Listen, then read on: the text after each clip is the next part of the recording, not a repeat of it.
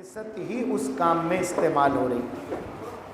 जैसे अगर मैं कहूँ बेटा कि बल्ब जल रहा है, मान लो एक बल्ब बिजली खाता है, बिजली 100 वाट बिजली खाता है बल्ब, तो हम उम्मीद ये करते हैं कि बल्ब अगर 100 वाट बिजली खा रहा है तो वो 100 वाट रोशनी करेगा, लेकिन वो बिजली तो 100 वाट खा रहा है पर रोशनी 50 वाट की कर रहा है, 60 वाट की कर रहा है, तो एफिशिएंसी 60% होता है। तो एफिशिएंसी का मतलब होता है कि जो मशीन की, उस सिस्टम की कुल एनर्जी खर्च हो रही है, कुल एनर्जी वो यूज़ कर रहा है, टोटल पावर जो है उसका कितने प्रतिशत उस काम में जा रहा है। तो इसका मतलब ये हुआ, इस बॉडी को घसीटने में जो पावर वो खर्च कर रहा होगा उसका 50% पावर ही इस काम में जा रहा होगा। तो पहले तो हम ये देख लें कि इस काम में पावर कितनी जा रही है। तो मान लेते हैं कि टोटल पावर P है, तो P का 50% होगा P/2। टोटल पावर अगर P है तो P/2 पावर इसमें जा रही है। अब देखो बॉडी की पावर कितनी है, बॉडी को जो पावर मिल रही है वो मिल रही है फोर्स, अधिक कांस्टेंट फोर्स लग रहा होगा mg sin थीटा के बराबर, अगर वेलोसिटी कांस्टेंट है तो F इंटू वी, F की वैल्यू यहाँ पर mg sin थीटा है इंटू, ये बॉडी को पावर मिल रही है, लेकिन जो बंदा पावर दे रहा है उसकी एफिशिएंसी 50% है, यानी उसकी पावर का जो आधा है वही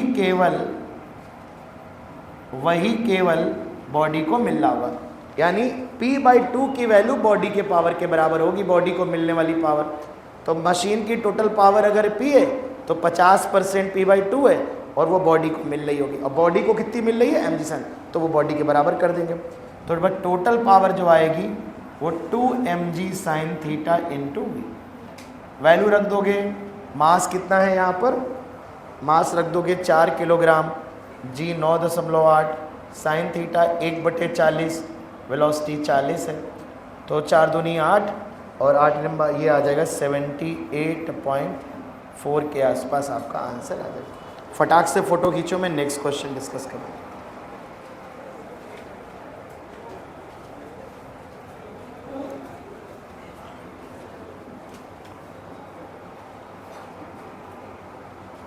मुझे भेज देना, मैं ग्रुप पे भेज दूंगा। इसके बाद क्वेश्चन नंबर 71 से ज़्यादा इम्पॉर्टेंट एक PYQ में डिस्कस करना चाह रहा था।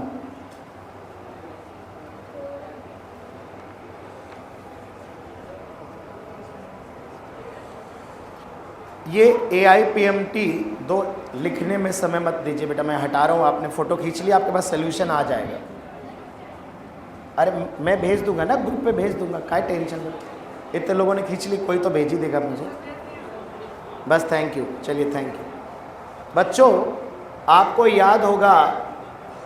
याद होगा कि ये पंप की पावर जो हम लोगों ने लिखी थी, पंप यहाँ से जब पानी थ्रो करता था, यहाँ पंप हमने लगा रखा है, तो पंप की जो पावर आई थी, टोटल पावर ऑफ पंप, वो ρAV³ आई थी, और 1 सेकेंड में जो पानी बाहर आता था, प्रति सेकेंड जो पानी बाहर आता था, ρ इंटू A इंटू। बहुत ध्यान से समझना है, बहुत ध्यान से। रो यहाँ पे डेंसिटी होता है, थ्रस्ट फोर्स जो होता था, पंप जो फोर्स लगाता था वो होता था ρAV², और पावर होता था ρAV³। ये 3 फॉर्मूले मैंने कहा था आपके दिमाग में होने चाहिए। इसकी आधी पावर पानी को मिलती थी, आधी पावर लॉस हो जाती थी, पानी की काइनेटिक एनर्जी में केवल आधी ही जाती थी। तो यहाँ पर जैसे मैंने कहा कि कई बार क्वेश्चन आए, थोड़ा विवाद भी हुआ। तो जैसे AIPMT 2010 में सवाल आया, लेकिन उन्होंने सवाल पूछने का थोड़ा लहजा बदल दिया। उन्होंने कहा कि an engine pumps water through a hose pipe, water passes through the pipe and leaves with a velocity v। 2 metre पर सेकेंड की वेलोसिटी से पानी निकल रहा है। फिर इन्होंने कहा मास पर यूनिट लेंथ, मास पर यूनिट लेंथ जो दिया है लैम्डा मान लेते हैं, इसकी वैल्यू दी गई है 100 किलोग्राम प्रति मीटर। इन्होंने कहा कि जो पानी की धार निकल रही है उसका मास पर यूनिट लेंथ जो है वो 100 किलोग्राम प्रति मीटर है। एकांक लंबाई का मास दिया, जबकि हमने जो आंसर लिखा है वो रो के टर्म में लिखा है, मास पर यूनिट वॉल्यूम के टर्म में लिखा है। हमारा रो जो है वो मास पर यूनिट लेंथ नहीं है, हमारा जो रो है वो मास पर यूनिट वॉल्यूम है, पर यूनिट डेंसिटी है। इन्होंने तो लीनियर डेंसिटी दे दी पानी की, तो हमें अपने फॉर्मूले को लैम्डा के पदों में लिखना पड़ेगा, तब आंसर आएगा। तो पूछा है कि बताओ what is the power of engine. तो हमें पता है कि पावर का हम ये फॉर्मूला लगा सकते हैं, लेकिन हमें रो नहीं पता है। लैम्डा क्या है, आइए थोड़ा रिलेट करके दिखाता हूँ। बेटा लैम्डा और रो में का रिलेशन निकालना है। मान लो ये पानी की धार है, पानी की धार, इस पानी की धार की लंबाई L है मान लेते हैं, क्रॉस सेक्शन एरिया A है, पानी का जो घनत्व है, जो डेंसिटी है वो रो है, और लीनियर मास डेंसिटी लैम्डा मान लेते हैं। बहुत ध्यान से देखना। तो रो कैसे लिखा, डेंसिटी कैसे परिभाषित होती है, डेंसिटी परिभाषित होती है मास बटे वॉल्यूम, आयतन। और वॉल्यूम कैसे लिखते हैं बताओ, area into length, equation number 1। बताओ लिखते हैं कि नहीं। तो मास होता है, डेंसिटी होती है मास बटे वॉल्यूम। तो अगर ये पानी की धार मैंने ले ली और इस पानी की धार की लंबाई अगर L है, क्रॉस सेक्शन एरिया अगर A है, तो इसकी जो डेंसिटी आएगी वो आएगी मास अपॉन वॉल्यूम। तो मास हो जाएगा m, वॉल्यूम हो जाएगा A इंटू L। तो यहाँ पर डेंसिटी है। अगर मैं इसकी लीनियर मास डेंसिटी लिखूँ, लीनियर पर प्रति मीटर कितना मास है, पर यूनिट लेंथ कितना मास है, तो लैम्डा को लिख सकते हैं m/L होता है। तो सिंपल। यहाँ से तुम बड़े आराम से देख सकते हो कि अगर मैं इस एरिया को इधर ले आऊँ तो बताओ m/L हो जाएगा कि नहीं हो जाएगा। अगर तुम ध्यान से देखो तो रो इंटू ए, ये हमारा क्या बचेगा, m/L बचेगा। इस वाले इक्वेशन से हमने लिखा। तो m/L क्या होता है बेटा, लैम्डा। तो देखो रो इंटू ए बराबर क्या लिख सकते हैं, लैम्डा। तो यहाँ से हम इसे लैम्डा के बराबर लिख सकते हैं। इसका सिंपल सा मतलब है कि कभी भी मुझे लैम्डा लिखना हो, मास पर यूनिट लेंथ लिखना हो, तो रो इंटू ए हो जाएगा। रो है डेंसिटी, क्रॉस सेक्शन एरिया हो जाएगा ए। तो यहाँ पर तुम देखो रो इंटू ए को लैम्डा लिखोगे तो ये लैम्डा इंटू वी क्यूब हो जाएगा। अगर तुम ध्यान से देखो ये रो इंटू ए लैम्डा हो जाएगा, तो ये लैम्डा इंटू वी स्क्वायर हो जाएगा। और तुम अगर ध्यान से देखो तो ये लैम्डा इंटू वी हो जाएगा। तो प्रति सेकंड जो मास निकल रहा है वो लैम्डा वी है, जो फोर्स है वो लैम्डा वी स्क्वायर है, और जो पावर है वो लैम्डा वी क्यूब है, टोटल पावर। तो बेसिकली सवाल में मिस्टेक बस इसीलिए हो सकती कि आप कहोगे सर आपने फॉर्मूला डेंसिटी के टर्म में पढ़ा है, और 2 बार ऐसा हुआ, 2010 में आया सवाल और 2009 में, लगातार 2 बार सवाल आया, तो उन्होंने लैम्डा के टर्म में आंसर दिया था, पूछा था। तो अब हमारा आंसर क्या है, बहुत ही सरल है, ये तो मैं बस आपको दिखा रहा। तो लैम्डा कितना दिया है 100,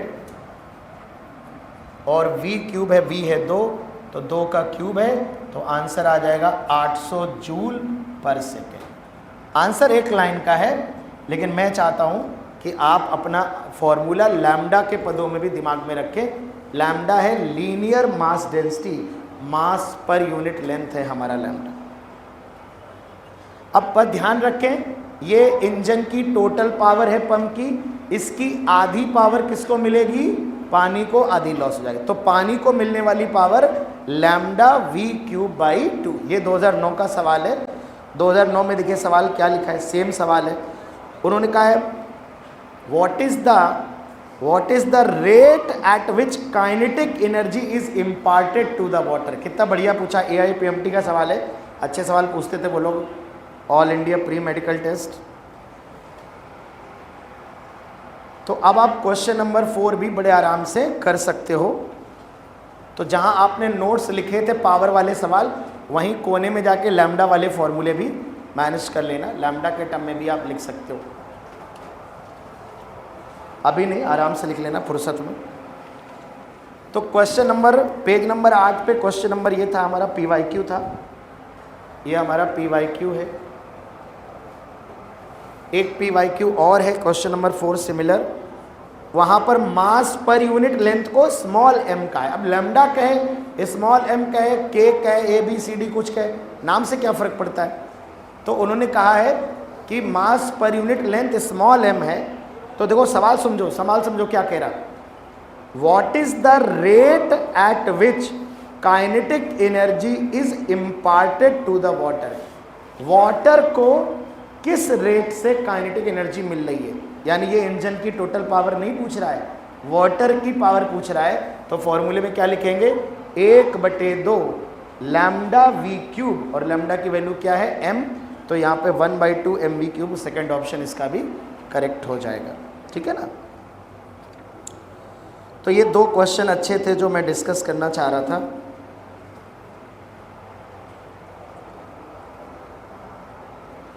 एक क्वेश्चन और डिस्कस कर दूं, फिर हम लोग हीट पे आएंगे वापस। एक 71 नंबर क्वेश्चन भी है हमारे सवाल में। देखो इसमें कहा है एक बॉडी है बेटा, बॉडी, इस बॉडी पे F फोर्स लगाया गया। इन्होंने कहा if the force applied is F and the velocity gained is V। एक बॉडी पे F फोर्स लगाया गया और बॉडी ने वेलोसिटी गेन कर ली, V गेन कर ली, पहले नहीं थी उसके पास वेलोसिटी, फोर्स लगाने से V वेलोसिटी गेन कर ली थोड़ी देर में। तो क्वेश्चन की लैंग्वेज बता रही है कि पहले हम बॉडी को काहे पे मान लेंगे, रेस्ट पे। कह रहे हैं बताओ इतने समय में इस फोर्स की एवरेज पावर क्या हो। अब लोग क्या होता है, पढ़ते नहीं है सही से। उन्होंने देखा F दिया है, V दिया है, पावर हो जाएगी F इंटू V। कैसे हो जाएगी, एवरेज पावर होती है वर्क डन अपॉन टाइम। आप एवरेज पावर को F इंटू V कैसे बोल सकते हो, बोल ही नहीं सकते, है ना। तो जो एवरेज पावर होगी, एवरेज पावर होती है work done upon time taken. मान लो कि यहाँ से यहाँ तक T टाइम लगा होगा, मान लो यहाँ से यहाँ तक T टाइम लगा होगा, तो पहले T टाइम में वर्क डन कितना हुआ है ये देखना पड़ेगा। पहले T टाइम में वर्क डन कितना हुआ ये देखना पड़ेगा। तो देखो वर्क डन होता है फोर्स इनटू डिस्प्लेसमेंट। तो देखो मैं डिस्प्लेसमेंट लगाने जा रहा हूँ, ध्यान सुनना। याद है आपको काइनेमैटिक्स की वो 6 इक्वेशन में आखिरी वाली, डिस्प्लेसमेंट होता है initial velocity plus final velocity बटे 2 इंटू टाइम। क्योंकि यहाँ एक्सेलेरेशन नहीं दिया था तो हम u और v दिया है, तो 0 प्लस v बटे 2 इंटू टी, तो ये vt/2 डिस्प्लेसमेंट आ जाएगा। तो बताओ वर्क डन कितना होगा, force into displacement into cos 0, same दिशा में है, तो f हो जाएगा ये, और ये vt/2 आ जाएगा। ये बेटा वर्क डन आ जाएगा, ये वर्क डन आ जाएगा। Work done by time power है, तो FVT/2 ये वर्क है अपॉन टाइम T है, T से T कट जाएगा। तो एक्चुअली जो एवरेज पावर आएगी वो FV/2 आएगी, ना कि FV आएगी। तो सिली मिस्टेक जो लोग कर रहे हैं वो ये कर रहे हैं कि वो जो F.V लगा रहे हो वो बेटा इंस्टेंटेनियस पावर होती है, वो एवरेज पावर हमारी नहीं होती है, वो हमारी इंस्टेंटेनियस पावर होती है। इसलिए इस बात को आप बहुत ही ध्यानपूर्वक समझेंगे, ठीक है ना। चलिए अब एक चीज़ मैं और बता देता हूँ, डीपीपी जो आपको मिली है उनमें कौन कौन सी डीपीपी आपको अटेम्प्ट करनी है। देखिए डीपीपी 1 आपको पूरा करना है, डीपीपी 2 भी करना है, और डीपीपी 3 पूरी करनी है। डीपीपी 4 में ये कंप्लीट सॉल्व करनी है। डीपीपी 4 में क्वेश्चन नंबर 1 नहीं करना है, बस बाकी करनी है, रिमेनिंग ऑल, बाकी सारे सवाल करने हैं रिमेनिंग। क्योंकि ये जो क्वेश्चन नंबर 1 है ये कोलिजन का सवाल है, ये जब मैं मोमेंटम एंड कोलिजन चैप्टर पढ़ाऊंगा तब कराऊंगा, ठीक।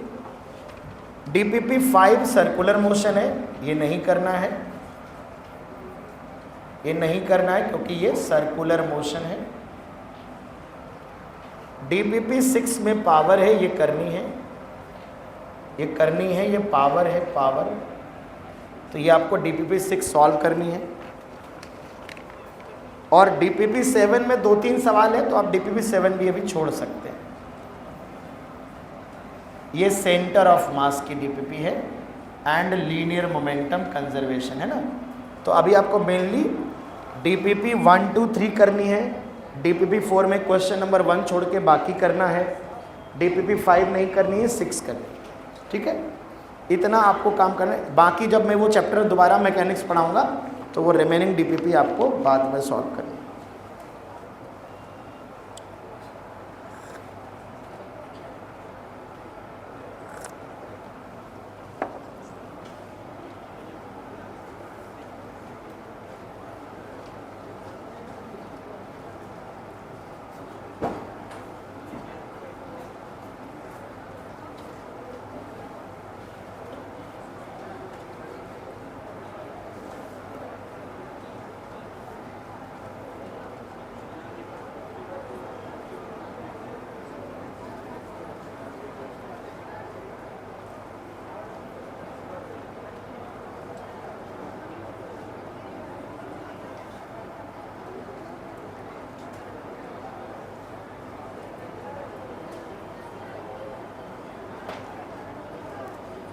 आइए तो आज बच्चों हम लोग थर्मल फिजिक्स में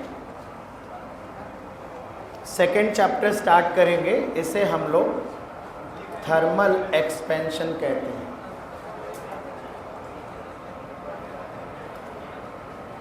थर्मल एक्सपेंशन। ये सारी फोटोज़ बेटा हमें भेज देना, तो हम ग्रुप पे डाल देंगे, तो जिसको लिखना होगा वो लिख लेगा।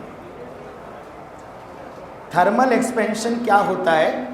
तो ज़्यादातर केसेस में बच्चों हम जानते हैं कि इन जनरल जब किसी बॉडी का टेम्परेचर बढ़ाया जाता है तो उस बॉडी के साइज़ में इंक्रीमेंट हो जाता है, उसका साइज़ बढ़ जाता है, उसकी लंबाई, उसकी चौड़ाई, उसका एरिया, उसका वॉल्यूम। इस घटना को हम थर्मल एक्सपेंशन कहते हैं। तो बेटा लिख लो, व्हेन, एक लाइन लिखेंगे, when temperature of a body increases, its size increases. This phenomena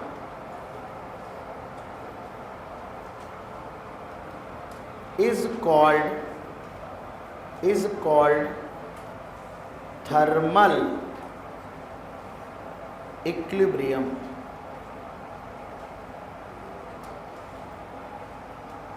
This phenomena is called thermal equilibrium.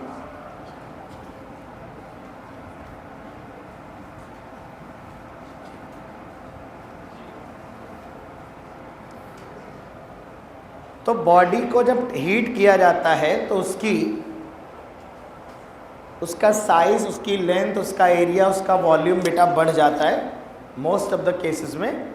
तो इस घटना को हम थर्मल एक्सपेंशन कहते हैं। ऑफ कोर्स टेम्परेचर जब बढ़ाएंगे तो साइज बढ़ता है ज़्यादातर केसेस में टेम्परेचर बढ़ाने से। कुछ एक्सेप्शंस भी होते हैं, तो हम इन जनरल बात कर रहे हैं। तो टेम्परेचर बढ़ाएंगे तो साइज बढ़ेगा और ठंडा करेंगे, टेम्परेचर घटाएंगे तो जनरली साइज घटता है। ये वाली बात इन जनरल ट्रू है।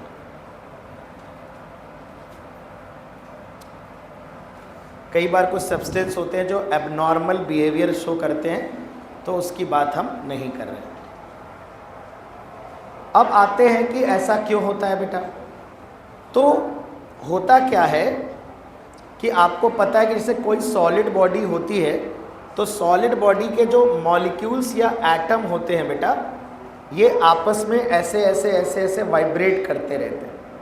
आपको पता है कि जो सॉलिड के पास एटम्स और मॉलिक्यूल्स के पास जो एनर्जी होती है वो वाइब्रेशनल एनर्जी होती है। तो वो ऐसे ऐसे ऐसे ऐसे वाइब्रेट करते रहते हैं। तो उनके बीच की जो इंटर मॉलिक्यूलर सेपरेशन है वो बदलती रहती है। तो हम जब बोलते हैं कि इंटरमॉलिक्यूलर सेपरेशन इतनी है, तो बेसिकली वो एवरेज वैल्यू होती है। कौन सी वैल्यू? एवरेज वैल्यू होती है। तो होता क्या है कि दो मॉलिक्यूल के बीच में जो एवरेज सेपरेशन है, मान लो वो अभी R है, तो जब आप टेम्परेचर बढ़ा देते हो तो वाइब्रेशन के एम्पलीट्यूड जो ऐसे ऐसे थे वो बड़े बड़े एम्पलीट्यूड हो जाते हैं, बड़े बड़े, तो वो दूर दूर तक वाइब्रेट करता है एटम हमारा। तो जो एवरेज सेपरेशन होता है किन्हीं भी दो एटम के बीच की जो औसत दूरी होती है वो इंक्रीज कर जाती है बिटवीन एनी टू एटम। हर अगल बगल बिटवीन एनी टू मॉलिक्यूल्स जो एवरेज सेपरेशन होता है वो चेंज हो जाता है, बढ़ जाता है, जिससे बॉडी का साइज बढ़ जाता है। तो इसके लिए एक ग्राफ बनाया जाता है, रिस्पॉन्सिबल है। तो अगर मैं कहूँ कि what is the cause of thermal expansion, अगर पूछा जाए cause of thermal expansion, cause of thermal expansion,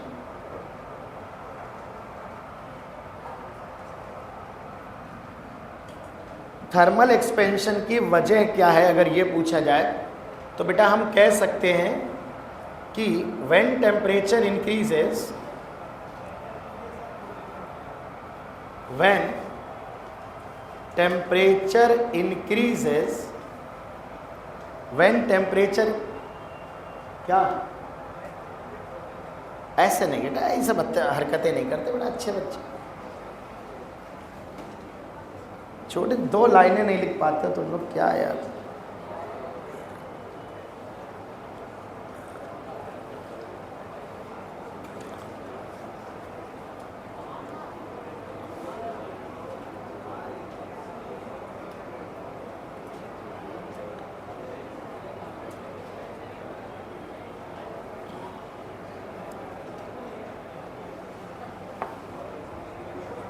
आई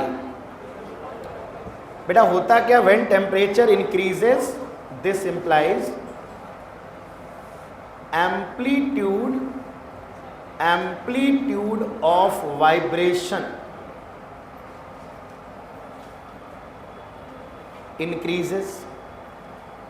जो मॉलिक्यूल्स एटम्स वाइब्रेट करते हैं उनके एम्पलीट्यूड इंक्रीज कर जाते हैं। This implies average intermolecular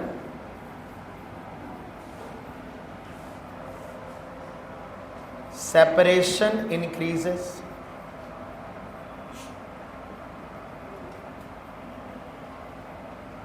average intermolecular separation, this implies size of body increases.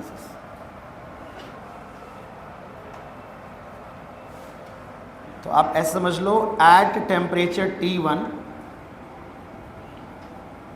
ये मान लो दो मॉलिक्यूल हैं, बीच की डिस्टेंस R0 है, और अगर आप टेम्परेचर बढ़ा दोगे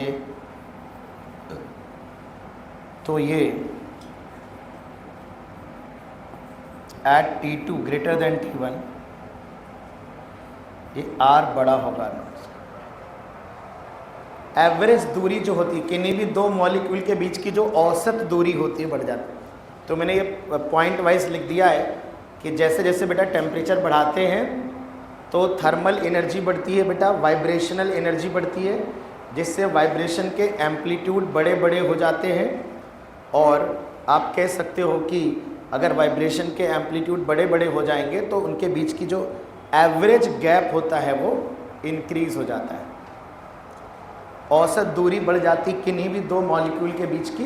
तो जब हर मॉलिक्यूल दूर दूर हो जाएंगे तो बॉडी का साइज़ अपने आप बड़ा नज़र आने लगेगा, क्योंकि अगल बगल वाले जो मॉलिक्यूल होंगे उनके बीच का जो गैप है वो बड़ा बड़ा हो गया है ना। तो अगर दूर दूर हो जाएंगे सारे मॉलिक्यूल तो ज़्यादा जगह घेरेंगे ना, पास पास खड़े होंगे तो कम जगह घेरेंगे, है ना। एम्पलीट्यूड क्या होता है ये पूछ रहे हो, कैसे बढ़ेगा?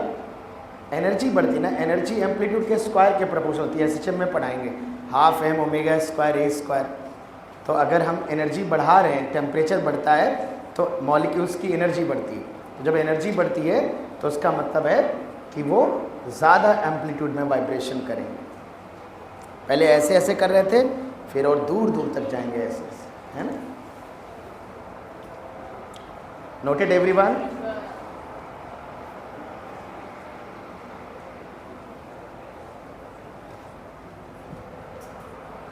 ये डायग्राम इसका है ना, इसका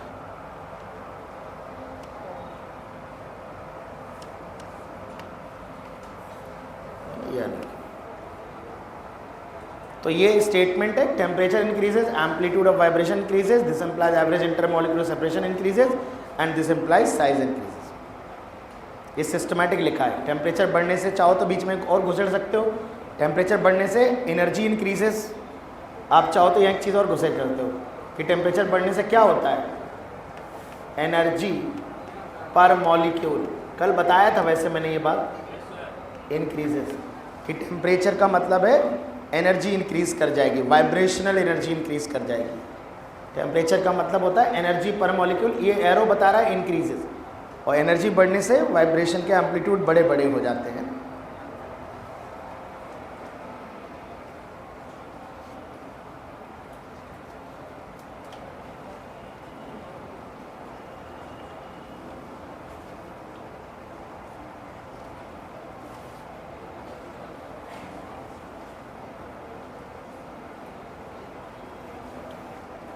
नोटेड?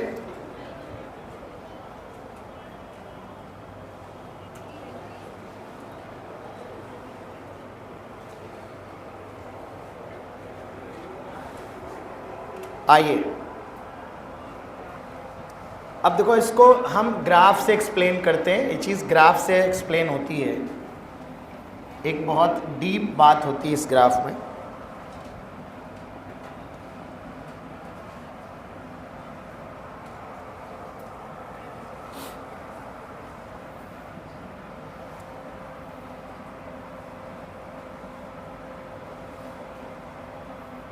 इसे मान लीजिए कि हमने एक ग्राफ बनाया, intermolecular energy, potential energy versus R, इसका ग्राफ हमने बनाया। तो मतलब दो मॉलिक्यूल, बेटा दो मॉलिक्यूल अगर उनके बीच की दूरी आर है तो उनकी जो पोटेंशियल एनर्जी का ग्राफ बनता है वो कुछ देखने सुनने में कुछ इस तरह का ऐसा ग्राफ होता है। ठीक है, ये ग्राफ आपने केमिस्ट्री में भी एक दो बार हो सकता बनाया हो, केमिकल बॉन्डिंग वगैरह में। तो ये किसी भी मटेरियल में, गैस में, सॉलिड में, लिक्विड में ऐसा ही ग्राफ बनता है। ये इंटरमॉलिक्यूलर पोटेंशियल एनर्जी वर्स। हाँ, ये देखिए अलग अलग बुक में अलग अलग, मैं बता दूँ, ये जो नीचे होता है कुछ ग्राफ ऐसे बना देते हैं, कुछ लोग यहीं से बना देते हैं ऐसे, कुछ लोग नीचे से बना देते हैं ऐसे। तो ये रेफरेंस लेवल कहाँ है, ये मतलब कितना नेगेटिव है उस पर डिपेंड करता है कि क्या मटेरियल है। कई बार लोग अलग अलग रेफरेंस ले लेते हैं। ये महत्व तो नहीं रखता है कि ग्राफ नीचे से बना है कि टच करा दिया कि ऊपर से बना दिया। नेचर महत्व तो रखता है कि मिनिमम कहाँ है, कहाँ स्लोप पॉजिटिव कहाँ है। बनावट महत्व तो रखती है, वैल्यूज़ तो रेफरेंस पे डिपेंड करती है ना, कि आपने कहाँ पे 0 मान लिया है, कहाँ पे 10 मान लिया। तो इसलिए वैल्यूज़ पे मत जाना कभी भी। हो सकता है कुछ किताबों में ग्राफ एक्स एक्सिस को टच करा के बना दिया जाए। अब मुद्दे की बात ये बहुत ध्यान समझना, हम लोग इतना पढ़ चुके हैं कि अब देखो होता क्या है, किसी गिवन टेम्परेचर पे मान लो पोटेंशियल एनर्जी ये है U1, किसी गिवन टेम्परेचर, बहुत ध्यान समझना, बड़ा ग्राफ बनाया है क्योंकि मुझे बहुत सारे पॉइंट्स लोकेट करने हैं इसमें। तो देखो अगर किसी पेयर ऑफ मॉलिक्यूल है, दो मॉलिक्यूल है जो वाइब्रेट कर रहे हैं किसी टेम्परेचर पे, तो उनकी एनर्जी अगर आपस में इंटरमॉलिक्यूलर एनर्जी अगर U1 है बेटा, तो देखो U1 पे R की दो वैल्यू मिलने वाली है हमें। ये है, मान लेते हैं R1, ये R की मिनिमम वैल्यू R1 है और ये R की मैक्सिमम वैल्यू R2। बहुत ध्यान समझना, इसका मतलब ये हुआ कि ये जो दो मॉलिक्यूल हैं बेटा, ये बीच में हम बॉन्ड को स्प्रिंग के जैसा दिखा देते हैं, ये ऐसे ऐसे ऐसे वाइब्रेट कर रहे हैं। ये जब सबसे करीब आएंगे तो इनके बीच की मिनिमम दूरी R1 होगी। देखिए इस लाइन पे R1 सबसे कम दूरी, मतलब ऐसा पॉइंट जिस पे एनर्जी ये हो। तो देखो दो पॉइंट मिल रहे हैं, कि यहाँ मिल रहा है R1 और यहाँ मिल रहा है R2। R2 देखो यहाँ से यहाँ तक की डिस्टेंस है, R1 यहाँ से, R1 छोटा है, R2 मैक्सिमम। इसका मतलब सेम एनर्जी पे, U1 एनर्जी पे जो मॉलिक्यूल्स के बीच की दूरी है वो R1 से R2 के बीच में वैरी करेगी। मिनिमम R1 होगी, जब ऐसे ऐसे वाइब्रेशन हो रहा होगा तो लीस्ट बेटा R1, R मैक्सिमम है R2 और R एवरेज है R, एवरेज वैल्यू R है। R1 R2 का जो एवरेज है वो R है, यानी जो औसत, क्योंकि डिस्टेंस बदलती रहती, कांस्टेंट थोड़े ना होती, वाइब्रेशन हो रहा है ना बेटा, तो बीच की दूरी चेंज होती रहती है, तो एवरेज डिस्टेंस महत्वपूर्ण होती है। औसत दूरी क्या है मॉलिक्यूल्स के बीच की, ठीक है। अब जब तुम टेम्परेचर बढ़ाते हो तो एनर्जी बढ़ती है, टेम्परेचर बढ़ाने से एनर्जी बढ़ती। मान लो तुमने हाई टेम्परेचर ले लिया एट टेम्परेचर T2, मान लो टेम्परेचर T2 ले लिया जो T1 से बड़ा है, तो इस ग्राफ में वो पॉइंट अगर मुझे लोकेट करना हो तो वो पॉइंट मैं कैसे लोकेट कर सकता हूं। देखो यहां कहीं मान लो पॉइंट आपने ले लिया, यहां कहीं, तो ये टेम्परेचर T2 हो गया, यहां पर एनर्जी U2 है जो U1 से ज़्यादा हो, क्योंकि जब आप टेम्परेचर बढ़ाते हो तो वाइब्रेशनल एनर्जी बढ़ती है बेटा, तो जब एनर्जी बढ़ती है तो ग्राफ में वो पॉइंट ऊपर मिलेगा, क्योंकि ये एनर्जी वाली लाइन है ना बेटा, तो हाई लो टेम्परेचर पे एनर्जी कम होगी, हाई टेम्परेचर पे एनर्जी ज़्यादा होगी। तो मैं इस हाई एनर्जी पे ये देखना चाह रहा हूँ कि R1, बहुत टेक्निकल बात है, R1 और R2 की वैल्यू में चेंज क्या आ रहा है, बहुत ध्यान देना। तो बेटा यहाँ पर देखो, जब मैं इस ग्राफ को आगे एक्सटेंड करता हूँ, इसको आगे एक्सटेंड किया जाता है, तो मैं देखता हूँ कि जो मिनिमम वैल्यू मुझे मिल रही है, ये वाला पॉइंट, ये वाला जो पॉइंट आप देख रहे हो, ये वाला पॉइंट जो आप देख रहे हो, इसको मैं लिखूंगा R1 डैश, ये वाला जो पॉइंट है ये R1 डैश लिख देता हूं, और ये वाला जो पॉइंट देखो मुझे लिख रहा है, मिल रहा है, वो R2 डैश मिल रहा है।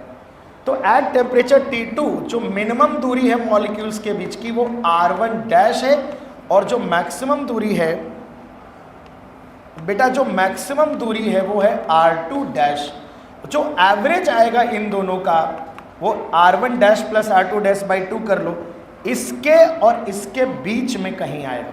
अच्छा एक बात मुझे पता, बहुत ध्यान समझना, तो अगर मैं इसका एवरेज ले लो, मान लेता हूँ ये R1 प्लस R2 बाई 2 बिल्कुल बीचों बीच है, एवरेज डिस्टेंस है, इन दोनों का आधा है। एक बात बताना मुझे जरा, अगर मैं दो संख्याएं ले लूँ बेटा, दो संख्याएं, बहुत ध्यान से देखना, एक संख्या मैंने ले ली 4, एक संख्या ले ली मैंने 8, दोनों का एवरेज ले लिया, 8 4 12/2 कितना आया 6। 4 में से मैं छोटी वाली संख्या में एक कम कर दे रहा हूँ 3, और बड़ी वाली संख्या में मैं 4 बढ़ा दे रहा हूँ या 3 बढ़ा दे रहा हूँ, मैंने कर दिया 11। ध्यान समझना, छोटी वाली संख्या में कितना कम किया और बड़ी वाली संख्या में कितना बढ़ाया 3, तो बड़ी वाली संख्या को मैंने ज़्यादा बढ़ाया है और छोटी वाली संख्या को मैंने कम किया है। क्या बात समझ में आ रही है? तो बड़ी वाली संख्या को अधिक बढ़ा दिया, तो देखो एवरेज पे क्या फर्क पड़ेगा, तो 11 3 14/2 क्या एवरेज बढ़ जाएगा बताइए। यानी जो बड़ा वाला नंबर था उसको बड़ा किया जाए। अगर मैं दोनों में बराबर चेंज करता, मान लो इसमें एक कम कर देता 3 और इसमें एक बढ़ा देता कर देता 9, तो 9 3 12/2 क्या सेम एवरेज रहता? यानी छोटी वाली संख्या को जितना कम किया जाए, बड़ी वाली संख्या को यदि उतना ही बढ़ाया जाएगा तो एवरेज में कोई परिवर्तन। अब क्या समस्या है यहाँ ग्राफ में देखो ध्यान से कि होता क्या है। मान लो ये इक्विलिब्रियम पोजीशन है, पहले मान लो ऐसे मोशन अनसिमेट्रिक वाइब्रेशन होता है, मतलब जब एटम पास आते हैं तो अंदर उतना नहीं आते जितना बाहर जाते हैं। जैसे मान लो ये इक्विलिब्रियम पोजीशन है, तो अंदर ऐसे हल्का सा आएंगे 2 सेंटीमीटर और बाहर ज़्यादा जाते हैं 6 सेंटीमीटर, 2 सेंटीमीटर अंदर आएंगे बाहर ज़्यादा जाएंगे 6 सेंटीमीटर। और जब आप टेम्परेचर बढ़ाते हो तो क्योंकि वाइब्रेशन के एम्पलीट्यूड बढ़े तो मन में एक विचार ये आता है कि सर अगर वाइब्रेशन मान लो यहाँ से हो रहा था, पहले 2 इधर 2 इधर 2 इधर 2 इधर ऐसे हो रहा था, अभी 3 इधर आएंगे 3 बाहर जाएंगे, एम्पलीट्यूड का मतलब दोनों तरफ ज़्यादा मूव करेंगे। तो सर जब दूर की तरफ ज़्यादा जाएंगे तो अंदर भी तो ज़्यादा आएंगे सर, तो मिनिमम वैल्यू जो होगी उनके बीच की वो भी तो घट जाएगी सर, और मैक्सिमम वैल्यू जो होगी दूरी वो बढ़ जाएगी। तो सर हो सकता है एवरेज वही रहे, एवरेज बढ़ कैसे जाएगा?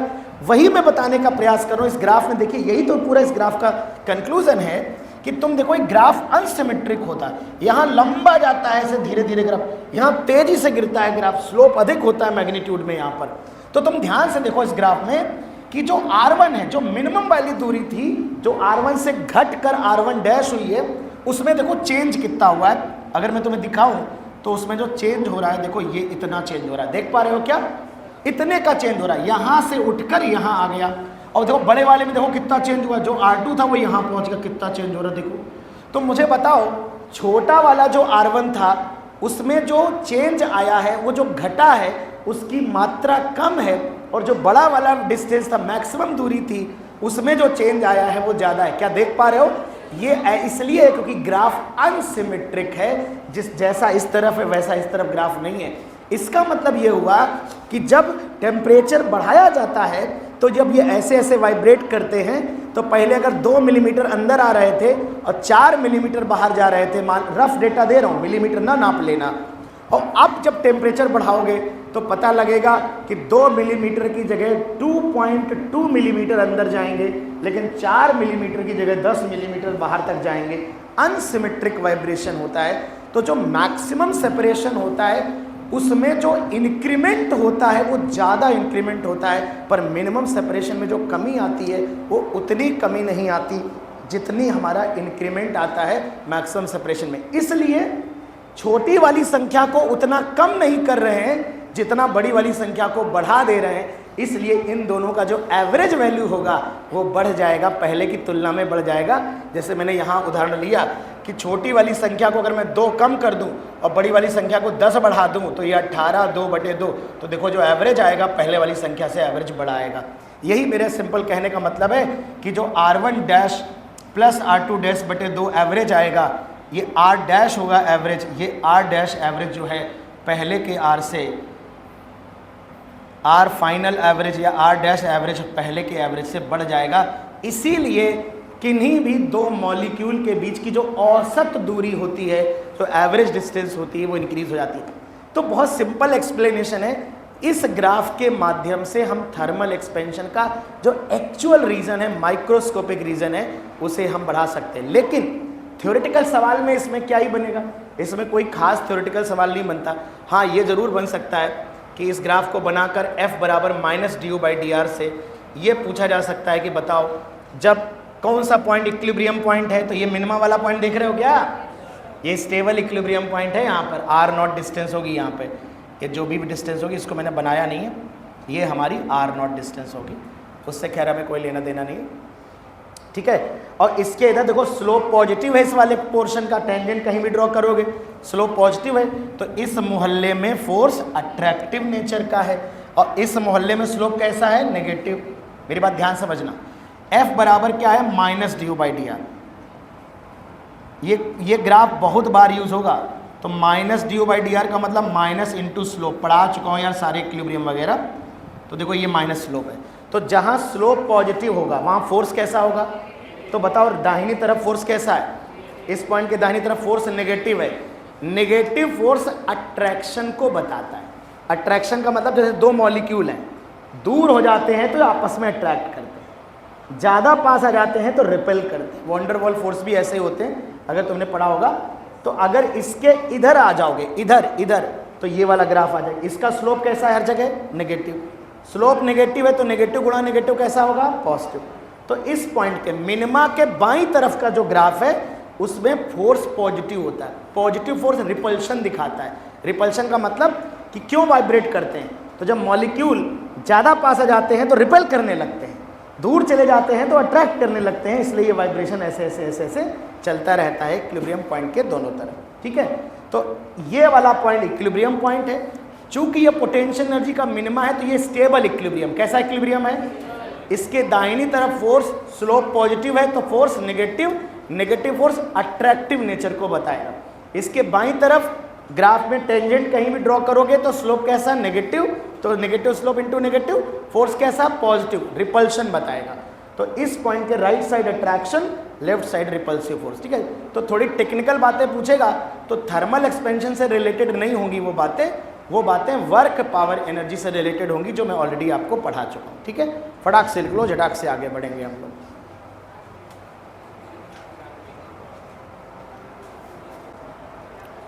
ये बस समझाने के लिए था, आपको नंबर लेके समझाया था ताकि आपको समझ आ जाए बात। तो ये एक्चुअल एक्सप्लेनेशन, इसे बोलते हैं molecular theory of thermal expansion. मतलब मॉलिक्यूलर लेवल पे हम एक्सप्लेन कर रहे हैं कि थर्मल एक्सपेंशन क्यों होता है।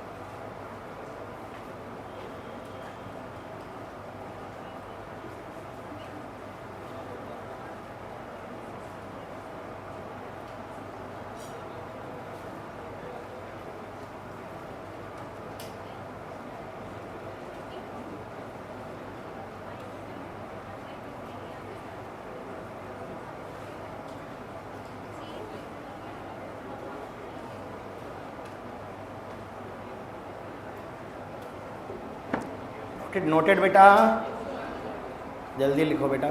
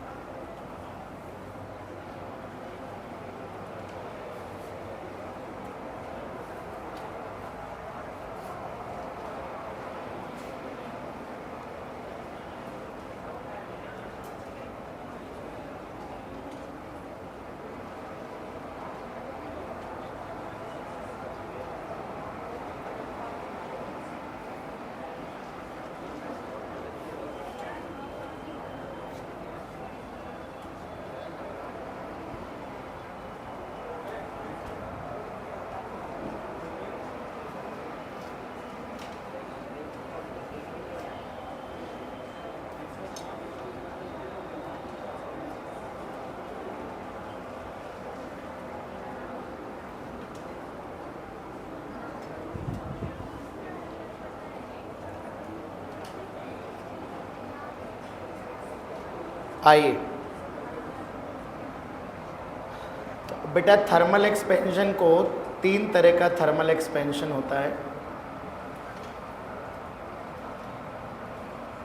एक को हम बोलते हैं लीनियर एक्सपेंशन,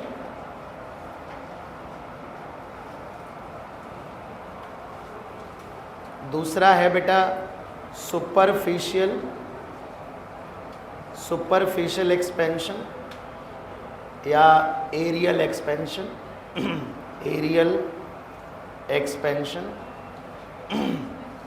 और तीसरा है वॉल्यूमेट्रिक एक्सपेंशन। लिख लो फटाफट, नाम ही तो लिखने हैं, वॉल्यूम एक्सपेंशन।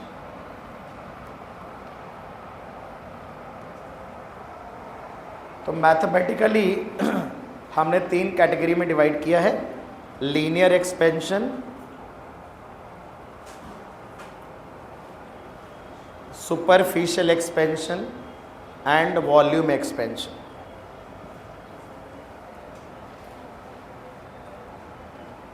तो सबसे पहले बेटा लीनियर एक्सपेंशन की बात करते हैं। तो लीनियर एक्सपेंशन क्या है? ये बेटा किसी भी बॉडी की लीनियर डायमेंशन में होने वाले एक्सपेंशन का मेजरमेंट करता है। जैसे बेटा मान लेते हैं कि कोई रॉड है, कोई रॉड है, उस रॉड की लंबाई अगर L है, इनिशियल लंबाई L है, उस रॉड की का टेम्परेचर जो है वो T है।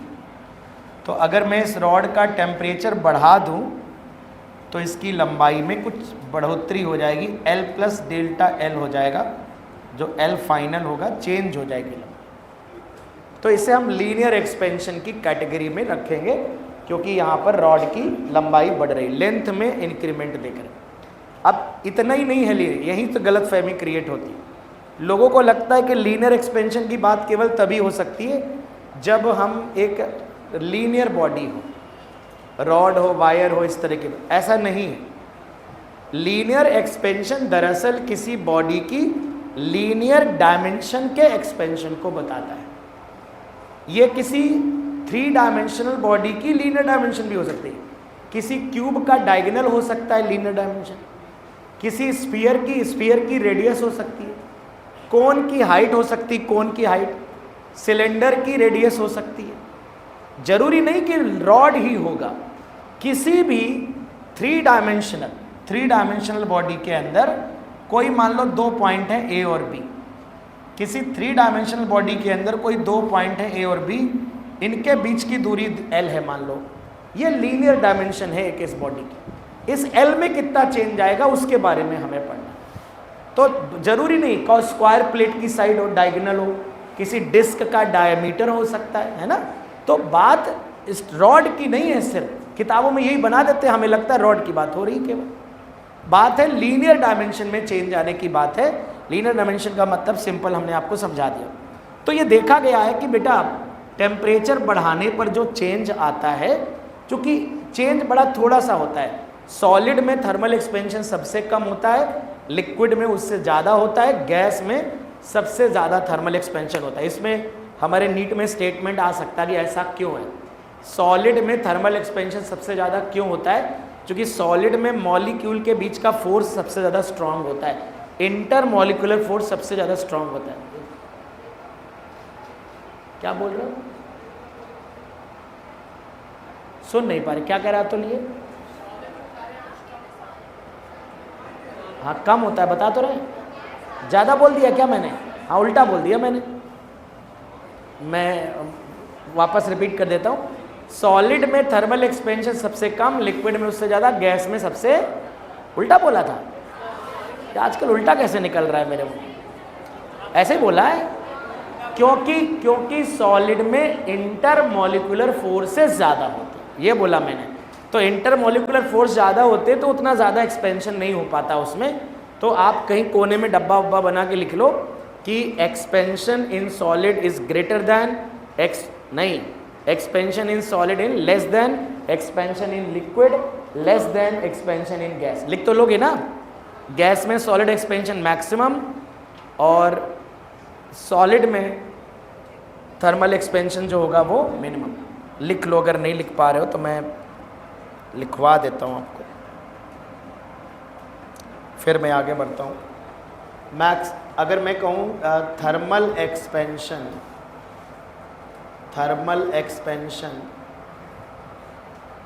सॉलिड में सबसे कम, उससे ज़्यादा लिक्विड में। इन जनरल स्टेटमेंट होते हैं जितने भी होते हैं इन जनरल, ठीक है, ये शब्द क्या है? क्योंकि बिकॉज इंटरमॉलिक्यूलर फोर्स सॉलिड में सबसे ज़्यादा, लिक्विड में उससे कम और गैस में सबसे कम। ये रीज़न है, ये ऑब्जर्वेशन है, ये रीज़न है ना। इंटरमॉलिक्यूलर फोर्स का ऑर्डर ये होता है। तो ये एक नोट बना के आप कहीं कोने में चिपका दीजिए।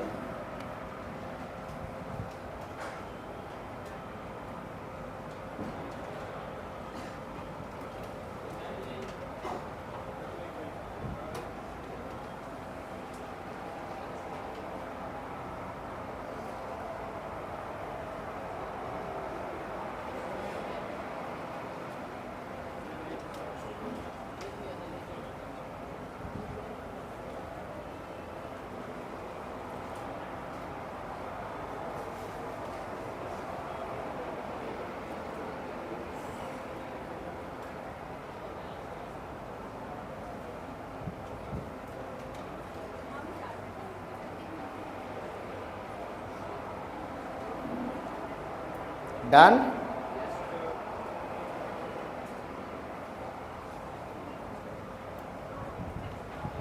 तो रीजन असर्शन में आ सकता है, स्टेटमेंट बेस्ड आ सकता है। जैसे अगर मैं दो स्टेटमेंट लिखूँ, स्टेटमेंट 1 कि for the same change in temperature in general expansion in solid is minimum, statement 1। Statement 2 intermolecular forces in solid is maximum as compare to liquid and gases. बताइए कौन सा? Statement 1 and 2 both are true and 2 is the correct explanation of 1 और 2 is not the correct explanation. तो correct explanation भी हो जाएगा। But अगर ऐसे बोल दे सॉलिड में थर्मल एक्सपेंशन मैक्सिमम है स्टेटमेंट 1 और statement 2 intermolecular forces in solid is maximum, तो स्टेटमेंट 1 फॉल्स हो जाएगा, स्टेटमेंट 2 ट्रू हो जाएगा। ठीक, वापस आते हैं। तो बच्चों लीनियर एक्सपेंशन जो होता है वो 3 चीज़ों पे डिपेंड करता है बेटा। ये देखा गया है कि कितना टेम्परेचर बढ़ाया बेटा, ज़्यादा टेम्परेचर बढ़ाएं, टेम्परेचर डिफरेंस के डायरेक्टली प्रोपोर्शनल होता है। ज़्यादा टेम्परेचर बढ़ाओगे ज़्यादा इंक्रीमेंट होगा, कम बढ़ाओगे कम इंक्रीमेंट होगा। तो टेम्परेचर डिफरेंस के डायरेक्टली प्रोपोर्शनल होता है। फिर ये भी होता है कि रॉड कितनी लंबी है, लीनियर डायमेंशन की लंबाई कितनी है बेटा, एल के, लेंथ के भी डायरेक्टली। अब आपने कॉपर की 2 रॉड लेनी, एक रॉड आपकी 2 हाथ की थी, एक रॉड आपकी पूरी रेलवे लाइन है, मान लो पटरी बना रखी है आपने। तो जो बड़ी रॉड होगी उसमें इंक्रीमेंट भी ज़्यादा होता है, ठीक है ना, इंक्रीमेंट भी ज़्यादा होता है बड़ी लाइन। तो लेंथ के भी प्रोपोर्शनल होता है, बड़ी रॉड ज़्यादा बढ़ेगी, छोटी रॉड में इंक्रीमेंट भी छोटा होगा। ऐसा थोड़े ना होगा कि 1 मीटर लंबी रॉड और 100 मीटर लंबी रॉड को दोनों को सेम मटेरियल की है, और भाई बहुत ज़्यादा लोग एटम, ऐसे समझो ना, एटम लाइन में खड़े, 5 लोग लाइन में खड़े हैं, हमने सभी लोगों से कहे बीच में एक एक हाथ गैप बढ़ा दो तो लाइन कुछ लंबी हो जाएगी। अब 100 लोग लाइन में खड़े हैं, हमने कहे सब लोग एक एक हाथ बीच में गैप बढ़ा दो तो वो लाइन ज़्यादा लंबी हो जाएगी, क्योंकि ज़्यादा लोग खड़े हुए हैं वहाँ पर, एटम ज़्यादा अरेंज है लीनियर डायमेंशन। अरे समझ पा रहे हो कि नहीं? तो कहने का मतलब ये है कि यहाँ पर लेंथ के भी प्रोपोर्शनल होता है, और एक मटेरियल के लिए प्रोपोर्शनलिटी कांस्टेंट आता है अल्फा।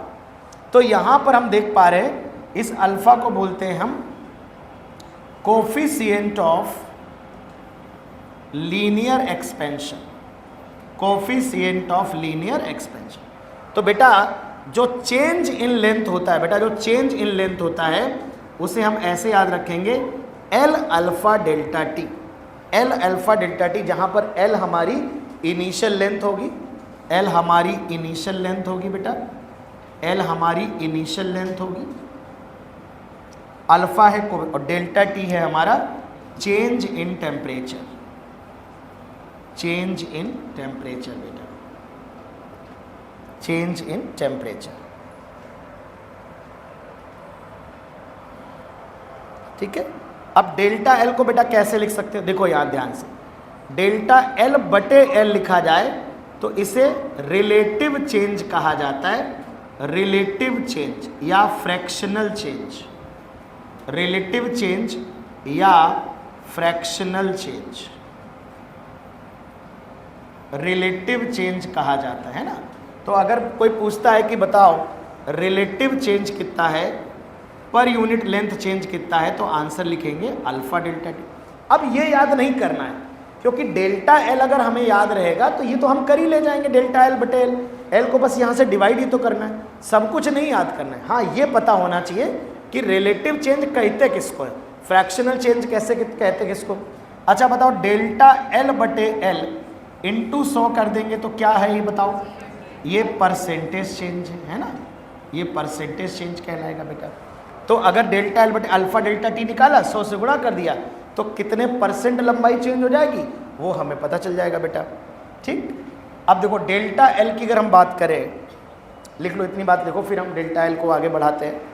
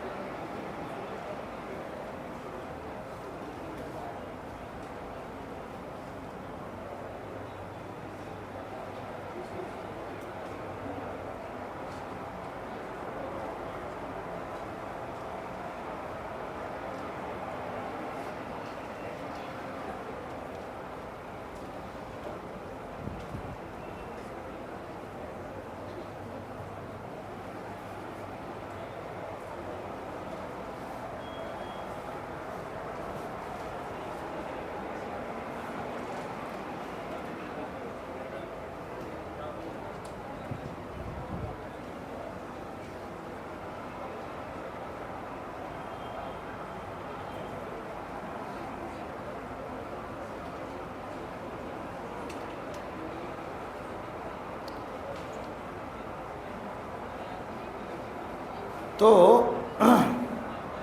यहाँ पे बेटा देखो क्या लिखेंगे, डेल्टा एल को लिख सकते हैं L final minus L initial, delta L को बेटा लिख सकते हैं और ये एल अल्फ़ा डेल्टा टी। तो यहाँ से एक फॉर्मूला बन जाएगा L plus L alpha delta T. तो यहाँ से L final equal to L initial 1 plus alpha delta T. ये फाइनल फार्मूला है जो हम इस्तेमाल कर सकते हैं।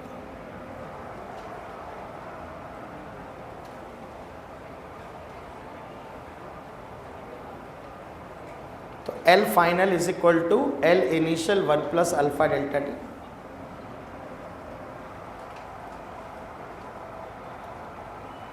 अगर हम यूनिट लिखें, यूनिट ऑफ अल्फ़ा, यूनिट लिखें अल्फ़ा का, तो देखो डेल्टा एल को लिखेंगे एल अल्फ़ा डेल्टा टी। तो अल्फ़ा यहाँ से आ जाएगा डेल्टा एल बटे एल डेल्टा टी।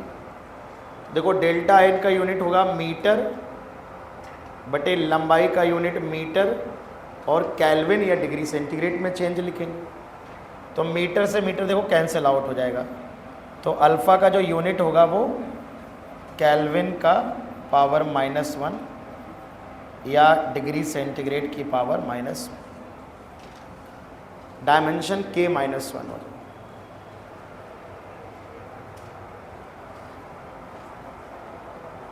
केल्विन की पावर -1 या डिग्री सेंटीग्रेड की पावर -1।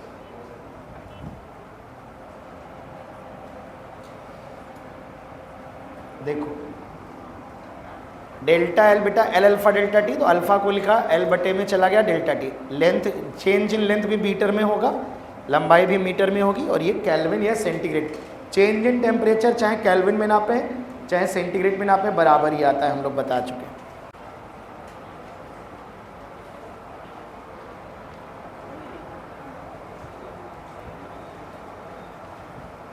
सेकंड है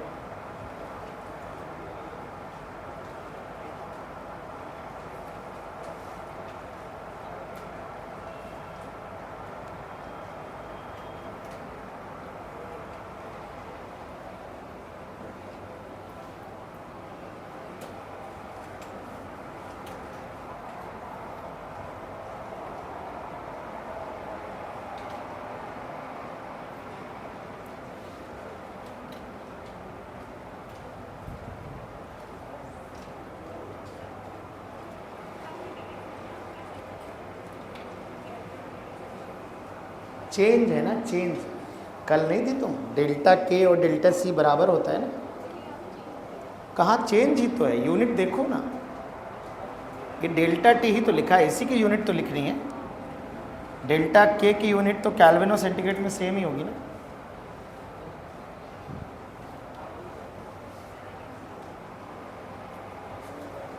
बेटा सुपरफिशियल एक्सपेंशन को हम एरिया में होने वाले चेंज की बात करते हैं। ये स्फीयर का एरिया हो सकता है, 2 डायमेंशनल प्लेट्स का एरिया हो सकता है, डिस्क का एरिया हो सकता है, सिलेंडर का सरफेस एरिया हो सकता है, कोई भी एरिया हो सकता है।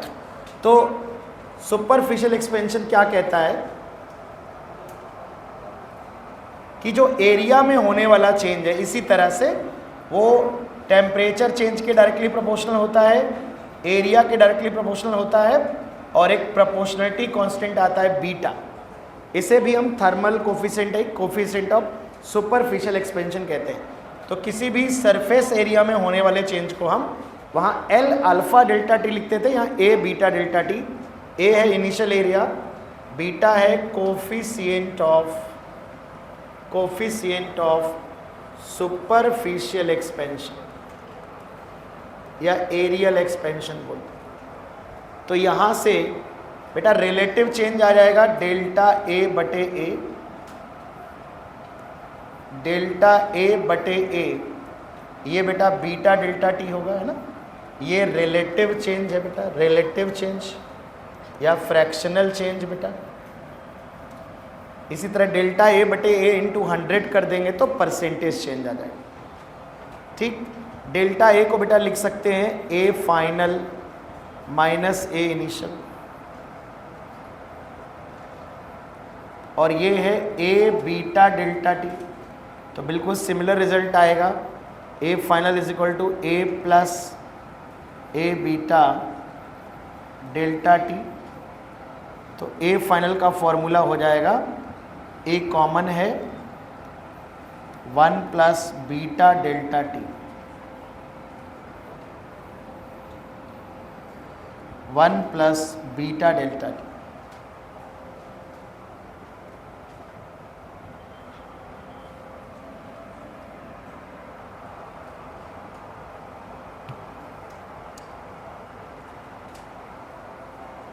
बिल्कुल एक जैसे रिजल्ट है।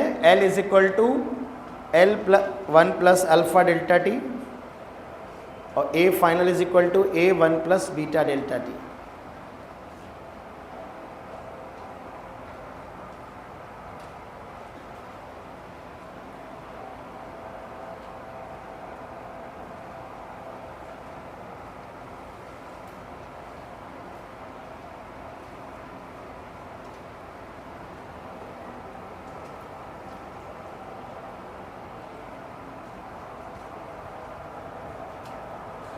आगे मैं प्रूफ करूंगा, भी चाहो तो एक बात लिख लो नोट बना के, भी आपको याद रखना होगा। फॉर आइसोट्रॉपिक एक्सपेंशन, आइसोट्रॉपिक मतलब एक समान हो चारों तरफ, आइसोट्रॉपिक एक्सपेंशन के लिए बीटा की वैल्यू जो होती है वो 2 अल्फा के बराबर होती है। बीटा और अल्फा में रिलेशन पता होना चाहिए। मैं आपको दिखाऊंगा कैसे आता है, अभी आप यहाँ जगह है तो लिख लो। आइसोट्रॉपिक मोस्ट हमारे सिलेबस में आइसोट्रॉपिक एक्सपेंशन ही है बेटा। तो बीटा और अल्फा की वैल्यू में रिलेशन होता है, रिलेशन आ जाता है कई बार, तो बीटा बराबर 2 अल्फा होता है आइसोट्रॉपिक के लिए। आइसोट्रॉपिक मतलब जैसे किसी बॉडी को जब हीट करेंगे तो सभी दिशाओं में एक जैसा एक्सपेंशन होगा। ऐसा नहीं होगा कि किसी एक्स में ज़्यादा एक्सपेंड हो जाए, वाई में कम हो, लंबाई में ज़्यादा बढ़ जाए, चौड़ाई में कम हो, है ना। आइसोट्रॉपिक मतलब सभी दिशाओं में एक समान एक्सपेंशन हो रहा है, उसे आइसोट्रॉपिक एक्सपेंशन कहते हैं। तो बस बेटा 2 फॉर्मूले दिमाग में रहने चाहिए, एक डेल्टा ए वाला और एक ए वाला। देखो ये वाला बहुत तो सब लोग याद कर लेते हैं, डेल्टा ए भी याद रखना है ना, क्योंकि बेटा इसलिए, हालांकि अगर ये भूल जाओ तो ये इससे ये निकल आएगा। देखो कैसे, ए को पहले इससे गुणा कर दो, ये याद कर लिया, जैसे मान लो ये याद नहीं आ रहा है तो ए का गुणा कर दो, ए प्लस ए बीटा, तो इसके बाद गुणा करोगे तो ये आ जाएगा, ये इस ए को इधर ले आओ तो A final minus A initial क्या बन जाएगा, डेल्टा ए। तो डेल्टा ए इसको इधर ले आओ तो ये उल्टा हो जाएगा, डेल्टा ए, ये डेल्टा ए हो जाएगा और ये ए बीटा डेल्टा टी बचेगा। तो उल्टा चले जाओगे तो यहाँ पहुँच जाओगे, सीधा होगे तो यहाँ। वैसे दोनों याद रखो, जरूरी है। ये वाली बात नोट कर ली, बीटा बराबर 2 अल्फा, आइसोट्रॉपिक एक्सपेंशन में बीटा बराबर 2 अल्फा। थर्ड हेडिंग डालिए वॉल्यूम एक्सपेंशन या वॉल्यूमेट्रिक एक्सपेंशन, वॉल्यूमेट्रिक एक्सपेंशन या वॉल्यूम एक्सपेंशन। सेम कंसेप्ट बिल्कुल बेटा इसमें भी है। ये कहते हैं जब किसी बॉडी का टेम्परेचर बढ़ाया जाता है तो उसके वॉल्यूम में जो होने वाला चेंज है वो कितना टेम्परेचर बढ़ाया है इस बात पे डिपेंड करता है। ज़्यादा टेम्परेचर बढ़ाओगे ज़्यादा वॉल्यूम बढ़ेगा, उसका खुद का वॉल्यूम कितना है इस बात पे डिपेंड करेगा। और एक कोफिशिएंट ऑफ थर्मल एक प्रोपोर्शनलिटी कांस्टेंट आता है जिसे हम गामा से रिप्रेजेंट करते हैं। ये जो गामा होता है, गामा, अगर गामा को हम डिफाइन करें तो गामा लिखेंगे डेल्टा वी बटे वी डेल्टा टी हो जाएगा। यूनिट सबके वही, देखो बेटा ये वॉल्यूम से वॉल्यूम कट जाएगा तो पर डिग्री सेंटीग्रेड या पर केल्विन आएगा। बीटा का यूनिट भी टेम्परेचर की पावर -1, गामा का यूनिट भी टेम्परेचर की पावर -1 और अल्फा का यूनिट, तीनों की डायमेंशन सेम होती है। तो अगर मैं बात करूं कि गामा क्या है बेटा, तो इसे पढ़ा जाता है coefficient of volume expansion, coefficient of volume expansion. अब डेल्टा वी को हम लिख सकते हैं V final minus V initial, V gamma delta T, V उधर भेज दिया, V plus V gamma delta T और वी कॉमन ले लिया तो V 1 plus gamma delta T.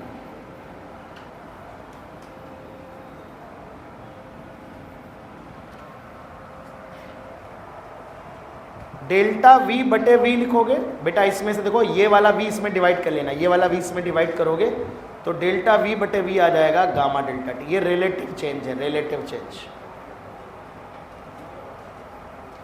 Relative change. अच्छा तुम एक बात देख रहे हो, जो रिलेटिव चेंज होता है वो ओरिजिनल वॉल्यूम केवल टेम्परेचर चेंज हो गामा पे डिपेंड। गामा मटेरियल की प्रॉपर्टी, अलग अलग मटेरियल पे अलग अलग होता है। कहीं पर भी तुम देखो तो जो रिलेटिव चेंज होता है वो साइज पे डिपेंड नहीं करता। एरिया का relative change beta delta t है, delta l by l alpha delta t है। तो जो चेंज लंबाई पे डिपेंड करता है, एरिया पे वॉल्यूम पे। रिलेटिव चेंज, क्योंकि रिलेटिव चेंज एक में चेंज होता है ना, फ्रैक्शनल चेंज होता है ना, तो रिलेटिव चेंज और परसेंटेज चेंज इस बात पे डिपेंड नहीं करता कि आपने क्या लिया था, है ना। तो यहाँ पर मैं एक नोट और बता देता हूँ, for isotropic expansion, isotropic expansion के लिए बेटा जो गामा की वैल्यू होती है वो 3 अल्फा के बराबर होती है। तो गामा बराबर 3 अल्फा, बीटा बराबर 2 अल्फा, ये रिलेशन याद होना चाहिए। अल्फा देके बीटा और गामा पूछ सकता है, सीधे सीधे बीटा 2 गुना होगा और गामा 3 गुना होगा।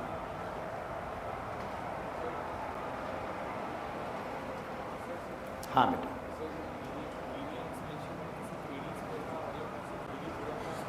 हाँ लीनियर एक्सपेंशन में किसी 3D फिगर का सर जब लेंथ बढ़ेगा तो वो भी थोड़ा वॉल्यूम बढ़ेगा, लेकिन जैसे सुपरफिशियल में जब एरिया बढ़ेगा तो वो भी वॉल्यूम बढ़ेगा। बिल्कुल बढ़ेगा। तो volume- तीनों एक्सपेंशन होते हैं। ये मैंने ऐसा कहा कि जब एक एक्सपेंशन होगा तो दूसरा नहीं होगा? नहीं सर, मेरा वो था कि वॉल्यूम इस एक्सपेंशन कैसे उससे डिफरेंस अलग कैसे?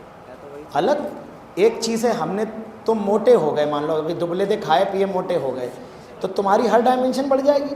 तो मैं ये कहूँगा कि तुम्हारा मास कितना बढ़ गया, वॉल्यूम नापूंगा कितना बढ़ गया, तो तुम्हारा वॉल्यूम अलग चेंज आएगा। फिर मैं कहूँगा बता क्या हाथ की लंबाई बढ़ गई है, क्या हाथ की मोटाई बढ़ गई है, तो हाथ की मोटाई एक लीनियर डायमेंशन है, चेहरे की मोटाई एक लीनियर डायमेंशन है, पर तुम्हारे बॉडी का वॉल्यूम एक वॉल्यूमेट्रिक बात हो रही है। तो ये तो मैथमेटिकल कैलकुलेशन है। कोई भी बॉडी का जब साइज़ बढ़ता है तो लंबाई, चौड़ाई, एरिया, ऊंचाई सब बढ़ता है।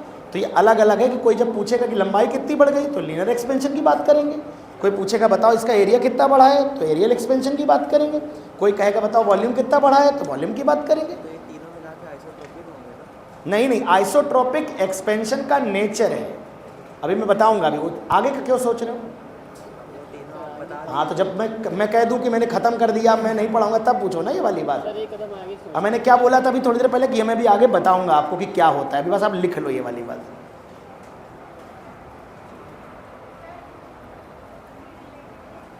जोर से बोला करो।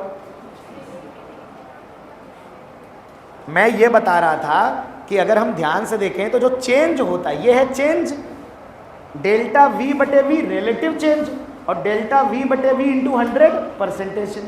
तो जो चेंज होता है वो टेम्परेचर चेंज पे भी डिपेंड करता है और उसकी साइज पे भी डिपेंड करता है, वॉल्यूम पे भी। लेकिन जो रिलेटिव चेंज है वो साइज पे डिपेंड नहीं। देखो इसमें कहाँ वी आ रहा है, ये ऑब्जर्वेशन वाली बात है। ये मतलब मैं अलग, अब मुझसे कहो कि ये वाली लिखाई क्यों नहीं, अरे लिखाना क्या है, ऐसे तो बहुत सारी बातें होती, सब थोड़े ना लिखाया जाता है, कुछ समझने वाली बातें होती। अब इसमें 100 से गुणा कर दोगे तो परसेंटेज चेंज हो जाएगा। इसका मतलब ये हुआ कि कॉपर की 2 रॉड ले लूँ, एक 10 मीटर एक 20 मीटर, दोनों की लंबाई अलग अलग है, तो कॉपर की दोनों रॉड में जो परिवर्तन होगा, जो चेंज होगा वो अलग अलग होगा, बिकॉज डेल्टा एल है, एल अल्फा डेल्टा टी। तो अल्फा दोनों का सेम, डेल्टा टी दोनों का सेम, चूंकि दोनों कॉपर है तो अल्फा दोनों का सेम हो जाएगा। लेकिन जिसका एल ज़्यादा होगा उसका डेल्टा एल ज़्यादा आएगा। तो कोई पूछे किस में लंबाई ज़्यादा बढ़ जाएगी, तो आप कहोगे सर लंबी वाली रॉड ज़्यादा बढ़ जाएगी। लेकिन अगर मैं ये पूछूं परसेंटेज चेंज किस में ज़्यादा होगा, तो क्या जवाब दोगे? दोनों में सेम होगा सर, क्योंकि परसेंटेज चेंज होगा डेल्टा एल बटे एल इंटू 100। जो परसेंटेज चेंज होगा वो होगा डेल्टा एल बटे एल इंटू 100। देखो इधर देखो बेटा, देखो डेल्टा एल बटे एल इंटू 100, देखो डेल्टा एल बटे एल इंटू 100 परसेंटेज चेंज होगा। तो जब इसे 100 से गुणा करोगे तो इसमें अल्फा आ रहा है, डेल्टा टी आ रहा है, क्या एल आ रहा है कहीं एल?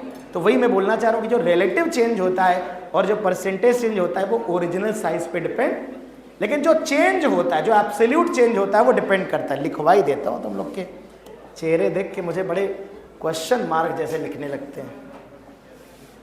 लिखो, नोट लिख लो कि जो चेंज होता है, चेंज या एब्सोल्यूट चेंज, एब्सोल्यूट चेंज का मतलब सिंपल चेंज, मतलब जो चेंज है मिलना ना। एब्सोल्यूट में तो सोचो एब्सोल्यूट भी होता है कुछ, लग रहा है केल्विन में ले रहे हैं तब एब्सोल्यूट बोलते हैं। तो जो चेंज होता है depends on size, but relative change, relative and percentage change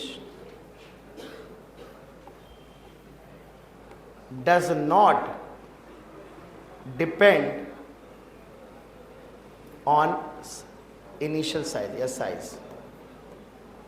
ये वाली बात बता रहा था मैं।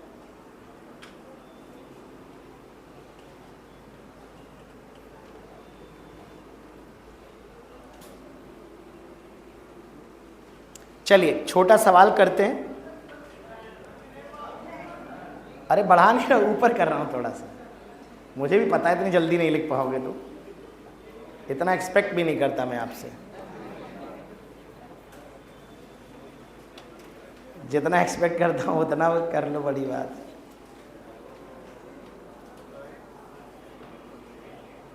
नहीं, कुछ लोग क्या होता है मेरे खत्म करने के बाद शुरू करते हैं लिखना, उनसे परेशानी है मुझे। ऐसा नहीं करना चाहिए। कुछ जब तुम्हें लगे कुछ बहुत कॉन्सेप्चुअल बात है, कोई गणित चल रही, गुणा भाग चल रहा, कैलकुलेशन चल रहा है, तो कलम रोक लो, आराम से देख लो क्या है।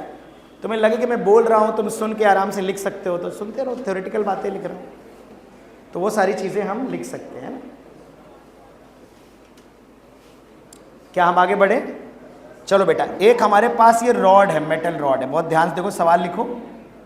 इस रॉड की लंबाई बेटा 10 मीटर है, 10 मीटर लंबी रॉड है, और इसके अल्फा की वैल्यू है 2.010 या -3 पर डिग्री सेंटीग्रेड, ठीक है। और ये टेम्परेचर है, अभी टेम्परेचर है, इनिशियल टेम्परेचर है 20 degree centigrade. Find out if temperature is increased to 100 degree centigrade. हमने 20 डिग्री सेंटीग्रेड से, देखिए दो बातें हैं, मैं दो बातें कह सकता हूं। Temperature is increased to 100 degree centigrade, या temperature is increased by 100 degree centigrade. तो अगर मैं कहता कि बाय 100 डिग्री सेंटीग्रेड इंक्रीज किया है, तो बताओ फाइनल क्या होता है? फाइनल टेम्परेचर क्या होता है? 120 होता है, तो चेंज 100 हो जाता है।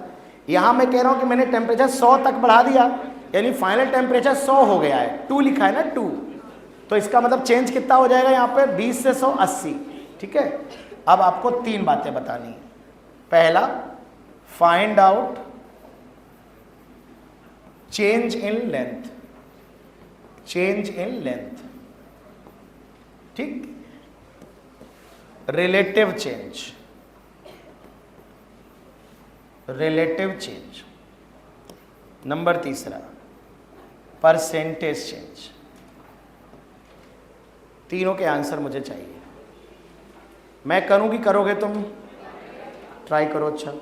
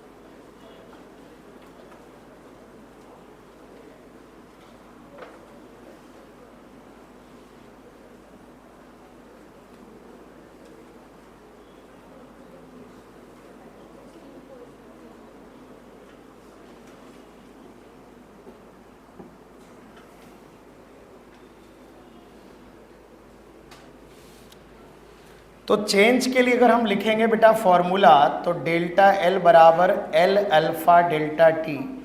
बताओ जरा, वैल्यू रखो सभी। एल की वैल्यू बेटा 10 मीटर, अल्फा की वैल्यू 2 इंटू 10⁻³ और टेम्परेचर चेंज है 80। तो ये 800, 1600, 1.6 थोड़ा ज़्यादा आ गया क्योंकि ये अल्फ़ा मैंने हाइपोथेटिकल ले लिया, 10 की पावर शायद -4 होगा, बट ठीक है जो आया उसको हम लिखते रहे। इतना नहीं होता, मतलब ऐसे मतलब सोच मत लेना कि प्रैक्टिकली इतना होता, ये मैंने कुछ भी डेटा ले लिया है ना। तो डेल्टा एल जो आ रहा है 1.6 मीटर आ रहा है, ठीक है। देखो कैलकुलेशन ठीक लिखा है मैंने, ठीक है। चलो अब देखो रिलेटिव चेंज क्या है, डेल्टा एल बटे एल, ये रिलेटिव चेंज है, रिलेटिव चेंज, रिलेटिव चेंज है ना। तो ये डेल्टा एल बटे एल आ जाएगा। तो डेल्टा एल है 1.6, एल है 10, तो 0.16। ये यूनिट लेस होगा ना, मीटर अपॉन मीटर खत्म हो जाएगा। तो रिलेटिव चेंज का कोई यूनिट या डायमेंशन नहीं होगा। चलो बताओ परसेंटेज चेंज कैसे निकलेगा बेटा। ये होता है डेल्टा एल बटे एल इंटू 100। अच्छा जैसे शुरू से निकालना हो तो डेल्टा एल को लिख देंगे एल अल्फा डेल्टा टी, तो अल्फा डेल्टा टी इंटू 100 हो जाएगा। लेकिन चूंकि हम डेल्टा एल बटे एल निकाल के बैठे हैं तो 100 से गुणा कर दें बस उसी में, अलग से निकालने की जरूरत नहीं है बेटा। तो 0.16 इंटू 100 कितने परसेंट चेंज हो रहा है? हाँ बहुत ज़्यादा हो रहा है, इतना नहीं होता। प्रैक्टिकली समझ मत लेना कि 16% होता है, 1-2% से भी कम होता है, क्योंकि अल्फ़ा की वैल्यू 10 की पावर -4 -5 उस रेंज में होती है। तो ये एक बस मैथमेटिकल क्वेश्चन है कि पैटर्न कैसे क्वेश्चन में बन सकता है। एक सवाल में और देता हूँ बेटा आपको, एक सवाल में और देता हूँ।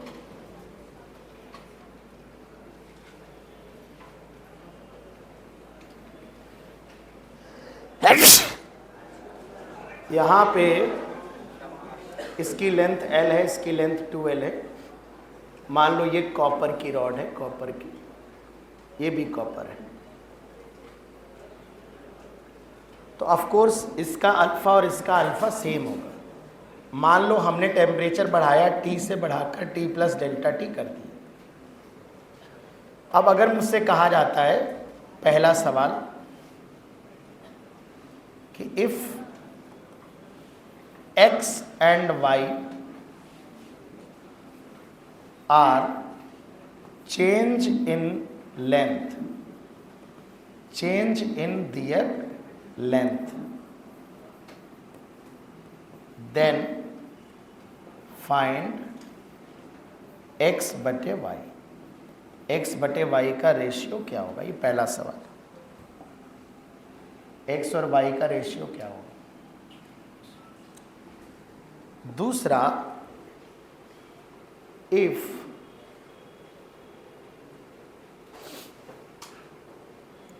कुछ मान लेते suppose m and n are relative change in their length,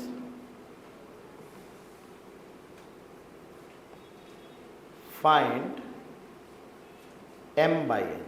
ये ऑब्जेक्टिव क्वेश्चन रेशियो का सवाल बन सकता है। मतलब ये कह रहे हैं पहली रॉड में, पहली 12 वाली मान लो, ये रॉड 1 है और ये रॉड 2 है।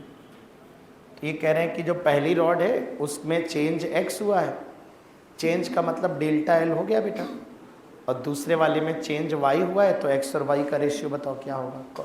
सेम टेम्परेचर बढ़ाया दोनों का, T से T प्लस डेल्टा T। और दूसरा कह रहे हैं कि रिलेटिव चेंज m और n है, मतलब पहले वाले में रिलेटिव चेंज m है, दूसरे वाले में रिलेटिव चेंज n है। तो m और n का रेशियो क्या होगा?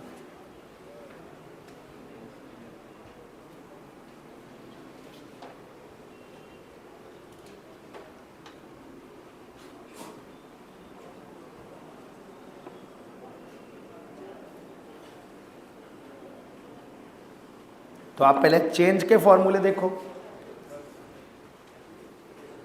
और रिलेटिव चेंज का फॉर्मूला देखो। देखो बताओ चेंज का फॉर्मूला क्या होता है, बोलो लंबाई में चेंज का फॉर्मूला क्या होता है, एल अल्फा डेल्टा टी। ये कह रहे हैं, देखो देख के पता चल जाएगा यार, पहले वाले की लंबाई 2l है, दूसरे वाले की लंबाई l है, अल्फा दोनों का कॉपर है, सेम होगा, डेल्टा टी दोनों का सेम है। तो मुझे सीधे सीधे बताओ किस में चेंज ज़्यादा होगा, कितना ज़्यादा होगा, तो 2:1 हो जाएगा।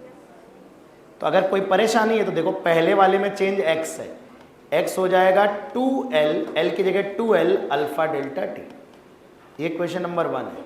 और दूसरे वाले में चेंज y है, ये है l अल्फा डेल्टा टी, ठीक। तो x और y का रेशियो बताओ कितना आएगा, x और y का रेशियो 2:1, ये पहले पार्ट का आंसर। चूंकि ये लेंथ के डायरेक्टली प्रोपोर्शनल है ना, ये लेंथ के डायरेक्टली प्रोपोर्शनल। रिलेटिव चेंज देखो,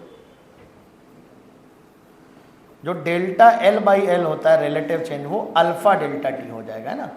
अगर मैं देखो बेटा l से यहाँ डिवाइड कर लेता हूँ तो देखो ये लंबाई पर डिपेंड ही नहीं कर रहा, does not depend on length.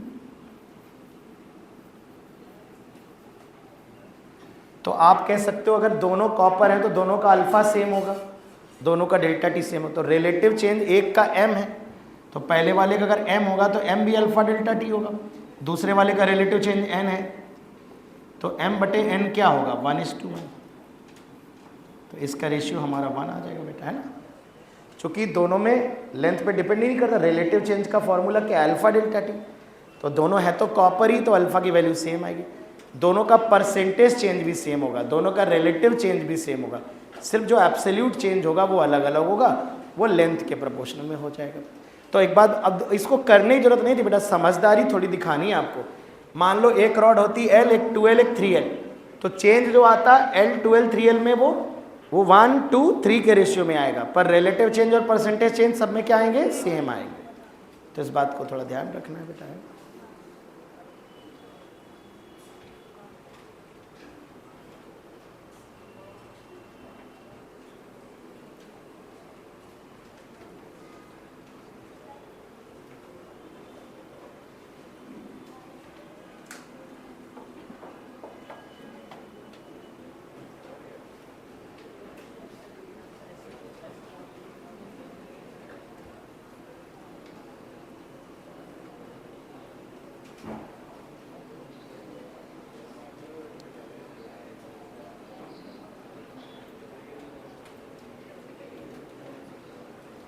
Noted everyone. तो थर्मल एक्सपेंशन को हम दो थ्योरेटिकल, दो कॉन्सेप्चुअल तरह से डिवाइड कर सकते हैं, आइसोट्रोपिक एंड एनआइसोट्रोपिक। कोई लिख रहा है बेटा, लिखो जरा। थर्मल एक्सपेंशन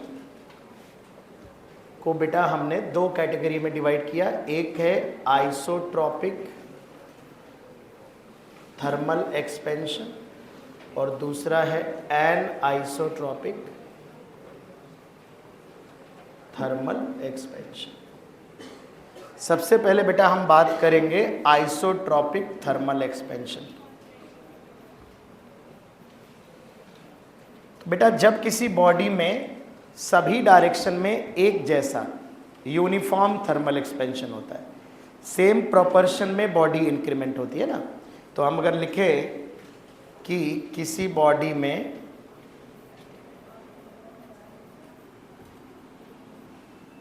सभी डायरेक्शंस में, ऑल डायरेक्शंस में एक जैसा,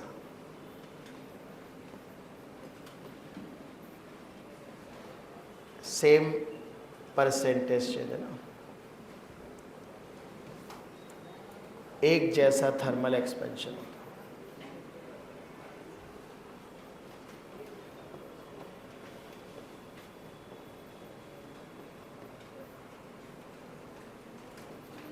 तो उसे आइसोट्रोपिक कहते हैं। इसका मतलब ये हुआ बेटा कि जो अल्फा की वैल्यू है, वैल्यू जो है अल्फा की, value of alpha is equal in all direction. Alpha की वैल्यू सभी दिशाओं में एक समान होगी। ऐसा नहीं होगा कि एक्स डायरेक्शन में बॉडी ज़्यादा बढ़ गई वाई में कम इंक्रीमेंट हुआ, जेड में और कम हुआ। तो अल्फ़ा की वैल्यू सभी दिशाओं में एक समान होगी। तो चाहे लंबाई में इंक्रीमेंट हो चाहे चौड़ाई में हो, सभी में सेम परसेंटेज में होगा, ठीक है ना। तो किसी बॉडी में ऑल डायरेक्शन में एक जैसा थर्मल एक्सपेंशन होगा तो आइसोट्रॉपिक होगा, आइसोट्रॉपिक एक समान। इसका मतलब है अगर टेक्निकली बात करी जाए कि अल्फ़ा की वैल्यू एक्स वाई जेड सभी जगह सेम होती है। अल्फ़ा की वैल्यू एक्स वाई जेड सभी दिशाओं में अल्फ़ा की वैल्यू सेम होती है। जितना एक्स में होगा उतना ही वाई में होगा, उतना ही जेड में होगा। इसका मतलब यह भी हुआ कि every linear dimension of the body will be increased by the same percentage, same relative change होगा। मतलब अगर एक स्क्वायर प्लेट ली जाए तो स्क्वायर प्लेट का साइड जितने प्रतिशत चेंज आएगा, डायगोनल भी उतने परसेंट चेंज होगा, उसका लंबाई उतने परसेंट चेंज होगी, चौड़ाई उतनी। हर लीनियर डायमेंशन में अगर 2% इंक्रीमेंट आया है तो 2% आएगा। अगर सिलेंडर आइसोट्रॉपिक एक्सपेंशन हो रहा है तो सिलेंडर की त्रिज्या अगर 2% बढ़ी है तो सिलेंडर की हाइट भी 2% बढ़ेगी। सिलेंडर का कोई भी डायमेंशन 2% ही बढ़ेगा, लीनियर डायमेंशन। अगर स्फीयर में आइसोट्रॉपिक एक्सपेंशन हो रहा है तो स्फीयर की हर एक रेडियस 2% बढ़ रही तो 2% ही बढ़ेगी। जैसे मान लो ये स्क्वायर है, स्क्वायर, तो जब इसमें आइसोट्रॉपिक होता है तो सारी डायमेंशन एकदम सेम रेशियो में बढ़ती है, ठीक है। मान लो एन आइसोट्रॉपिक हो जाए, लंबाई ज़्यादा बढ़ जाए चौड़ाई कम बढ़े, तो पता लगा जो स्क्वायर था लंबाई ज़्यादा बढ़ गई चौड़ाई कम बढ़ी, तो पता लगेगा रेक्टेंगल दिखने लगा वो तुमको। तो जब एन आइसोट्रॉपिक होता है तो शेप चेंज हो जाता है, क्योंकि डायमेंशन में अलग अलग परिवर्तन हो जाता है। जैसे तुम्हारी फोटो कोई ले और ऐसे जूम कर दे, मतलब चौड़ाई में एक्सटेंड कर दे और हाइट ना बढ़ाए, तो तुम नजर आओगे क्या? तुम कोई और नजर आने लगोगे। जब फोटो जूम की जाती है, देखो जो ऑप्शन होता है वो ऐसे जूम की नजर आओ, आप कोई और नजर ना आने लगो। कई बार आप देखो जब फोटो को ज़बरदस्ती कंप्रेस कर देते हो या कोई अलग अलग अनुपात में अलग अलग साइज आपका, पता लगा चेहरे की चौड़ाई ज़्यादा बढ़ गई, चेहरे की हाइट आपने बढ़ाई नहीं, तो आपका चेहरा पता लगा वो जॉनी लीवर का चेहरा नज़र आने लगा, है ना। तो कहने का यही मतलब है कि जब बॉडी की सभी डायमेंशन एक जैसा एक्सपेंशन होता है तो बॉडी का साइज ज़रूर बढ़ता है पर शेप चेंज नहीं होता। पता लगा सर्कल था, सर्कल डिस्क थी, अब पता लगा एक्स में ज़्यादा बढ़ गई वाई में कम बढ़ी, तो पता लगा ये डिस्क ऐसी हो गई, एक्स में ज़्यादा बढ़ गई वाई में कम बढ़ी, इलिप्टिकल नज़र आने लगी, तो शेप चेंज हो गया ना। ये एन आइसोट्रॉपिक है, इसका मतलब एक्स वाली दिशा में अल्फा ज़्यादा है, ज़्यादा चेंज हो रहा है, वाई वाली डायरेक्शन में अल्फा कम है। तो ये सभी डायरेक्शन में एक जैसा एक्सपेंशन नहीं है, सेम अनुपात में एक्सपेंशन नहीं हो रहा बेटा, समझ आ रही बात। तो आइसोट्रॉपिक में साइज बढ़ता है परंतु आकार शेप चेंज नहीं होता।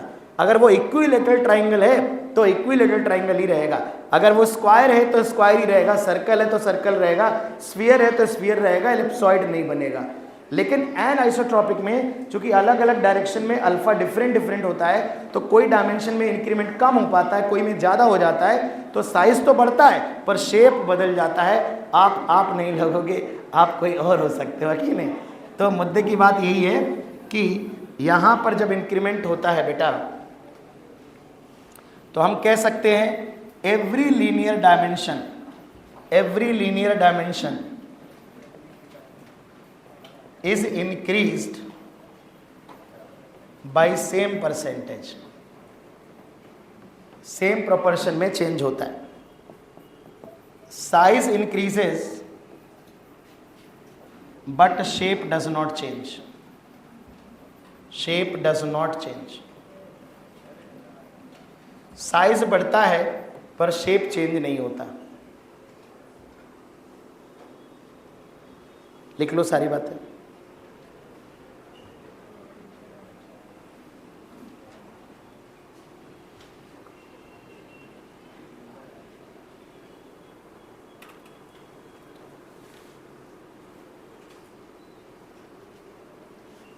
अब शुरू कर रहे हो लिखना?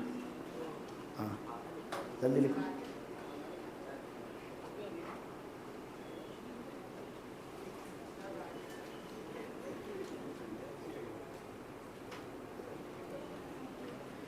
पहला पॉइंट लिखा किसी बॉडी में ऑल डायरेक्शन में जब एक जैसा थर्मल एक्सपेंशन होता है। अब आगे नहीं लिखा, कुछ ऊपर लिखा है आइसोट्रॉपिक। फिर लिखा है value of alpha is equal in all direction, alpha X alpha Y alpha Z सब सेम होता है।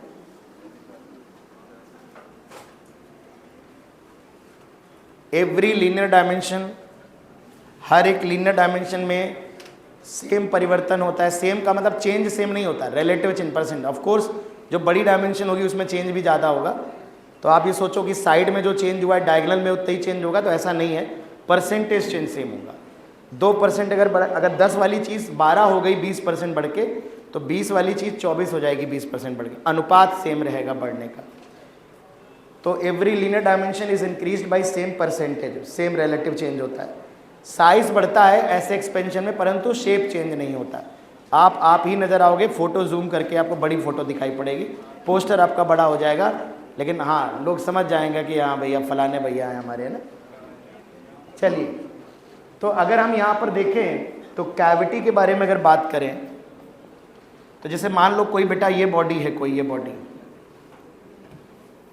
मान लो ये हमारे पास स्क्वायर टाइप, इसके अंदर ये कैविटी है, ये कैविटी है, कैविटी का डायमीटर d है, मान लो ये भुजा L है।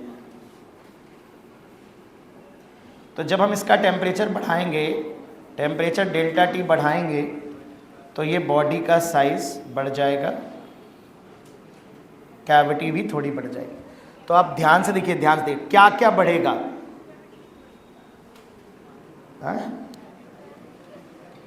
कैविटी नहीं समझते? अरे कैविटी काट के निकाल दिया, वही बताओ, कैविटी एक्सपेंड होगी ना। क्यों एक्सपेंड होगी, चाहिए बिल्कुल समझो। हमने थर्मल एक्सपेंशन में क्या है, सुनते नहीं हो ध्यान से, हमने कहा था distance between any two atoms will increase. तो अगर मैं कैविटी की सरफेस पे एटम ले लूँ, मान लो कुछ लोग यहाँ गोला बना के खड़े थे, ये मैंने एटम ले लिए जो सरफेस वाले एटम है, ये वाले। अब मैंने इनसे कहा दूर दूर खड़े हो जाओ, बताओ गोला छोटा होगा कि बड़ा हो जाएगा? एक गोले में आप 10 लोग खड़े हो, हमने कहा है दूर दूर खड़े हो, तो छोटे गोले में खड़े होगे तो पास पास आ जाओगे, तो जब बड़े गोले में खड़े होगे तभी तो दूर दूर हो पाओगे, बताओ नहीं हो पाओगे। तो जब किन्हीं भी इन दो एटम के बीच की दूरी बढ़नी है, तो कैविटी की सतह पर जो एटम है उनके बीच की दूरी भी तो बढ़ रही है, तो हमेशा कैविटी की साइज इंक्रीज होती है। तो सुनो, आपसे पूछ सकता है कि बताइए 3-4 डायमेंशन दे देगा, यहाँ पर ये वाली डायमेंशन में दे दे रहा हूँ B, ये वाली डायमेंशन दे दे रहा हूँ मैं A, यहाँ से यहाँ तक की दूरी, ये वाली डायमेंशन दे दे रहा हूँ मैं A, बीच का D, ये B, ये A, ये 2 A कैसे हो गए, इसे बोल देता हूँ C। तुमसे कहेगा बताइए टेम्परेचर बढ़ाने में कौन कौन बढ़ेगा, A B C D L में कौन कौन बढ़ेगा, सब कुछ बढ़ेगा। कुछ बच्चों को पहली बार लगता है अच्छा कैविटी बढ़ जा रही है, गैप कम हो जाएगा, अबे इधर से भी तो बढ़ रहा है ये। कुछ लोग सोचते हैं इधर से मटेरियल फैला, इधर से फैला, ये पिचक जाएगी क्या? ऐसे नहीं सोचना है, टेक्निकल बात से सोचना है ना। Every linear dimension will increase, सब बढ़ जाएगा। L A B C D all increases, all increases, सब कुछ बढ़ेगा। हाँ कैविटी बढ़ेगा, पर कैविटी का साइज शेप चेंज नहीं होगा। अगर सर्कुलर कैविटी है तो सर्कुलर ही रहेगी, ऐसा नहीं होगा कि कैविटी इलिप्टिकल हो जाए। एंड आइसोट्रॉपिक में भी साइज बढ़ता है, साइज उसमें भी बढ़ता है, पर उसमें शेप बदल सकता है ना, शेप बदल जाता है क्योंकि अल्फा की वैल्यू डिफरेंट होती है। आइसोट्रॉपिक में मैं रिलेशन बता ही चुका हूँ, मैं डिराइव नहीं करूँगा, डिराइव हमारे कोर्स में जरूरत नहीं है। आइसोट्रॉपिक में बीटा की वैल्यू क्या होती है 2 अल्फा, गामा की वैल्यू क्या होती है बेटा 3 अल्फा।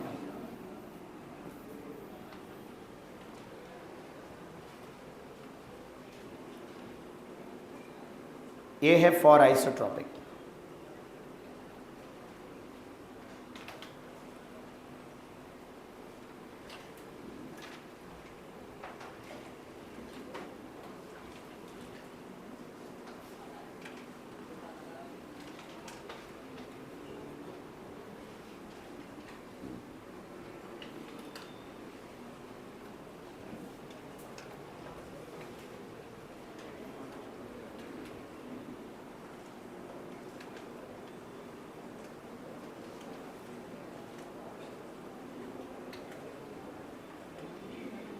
अब ये चैप्टर बेटा ऐसा है कि जब छोटा सा चैप्टर जब पूरा पढ़ लेंगे तो बीच में एक आध क्वेश्चन हम करेंगे, तो उसके बाद हम लोग इसके क्वेश्चन सॉल्व करेंगे, क्योंकि जब सारी चीज़ें पढ़ लेंगे तभी सवाल कर पाएंगे, क्योंकि छोटे से आर्टिकल में सब पे मिक्स करके सवाल बनता है।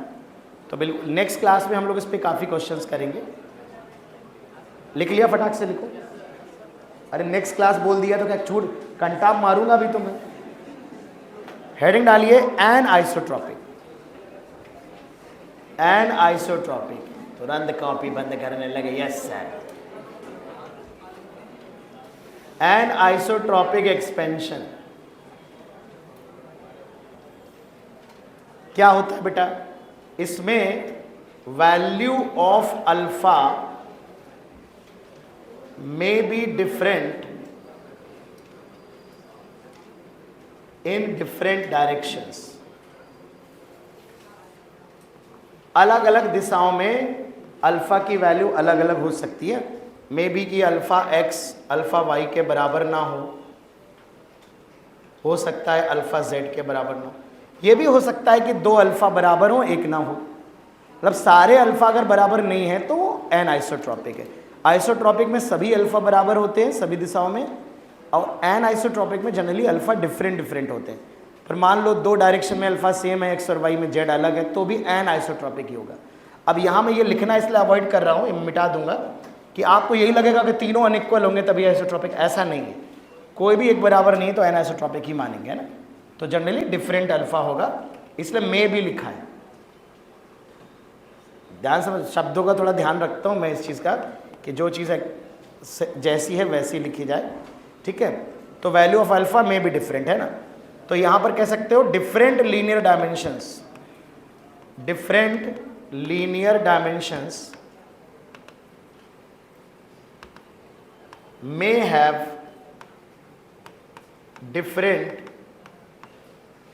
different percentage change.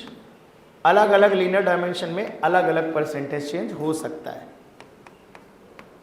साइज बढ़ता है बॉडी का, साइज इंक्रीज करता है, size increases but shape changes. In this expansion, इस एक्सपेंशन में साइज बढ़ता है पर शेप बदल जाता है। Size of cavity increases, cavity अगर हुई तो साइज ऑफ कैविटी यहां भी इंक्रीज करता है बट शेप चेंजेस।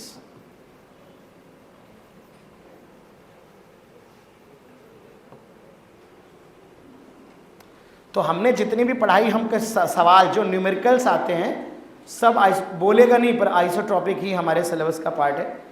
हाँ, इसमें ये समझ लो कि गामा की वैल्यू जो होती है वो alpha X plus alpha Y plus, अलग अलग दिशाओं में अगर अलग होगा तो गामा सब अलग, अब वो सब सेम हो जाएंगे तो 3 अल्फ़ा हो जाएगा आइसोट्रॉपिक में, है ना बेटा। और अगर अलग अलग होंगे तो तीनों अल्फ़ा के सम के बराबर होता है।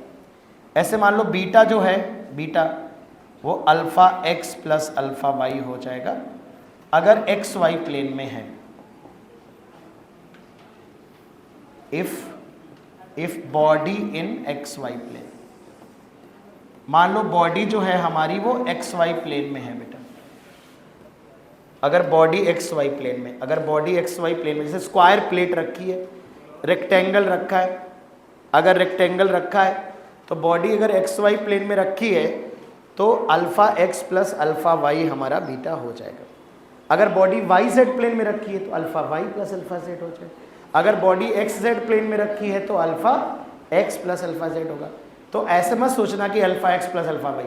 तो क्या इस बात को पढ़कर तुम्हें बाकी दो बातें याद आ जाएंगी कि मैं वो दो बातें भी लिखूं? समझ गए ना? Alpha X plus alpha Y beta है ना, कि प्लेन में अगर एक्सपेंशन हो रहा है तो 2 अल्फ़ा होंगे, कोई आपके बीटा में 2 ही अल्फ़ा आते हैं, ये ध्यान रखने। गामा में 3 अल्फ़ा आएंगे।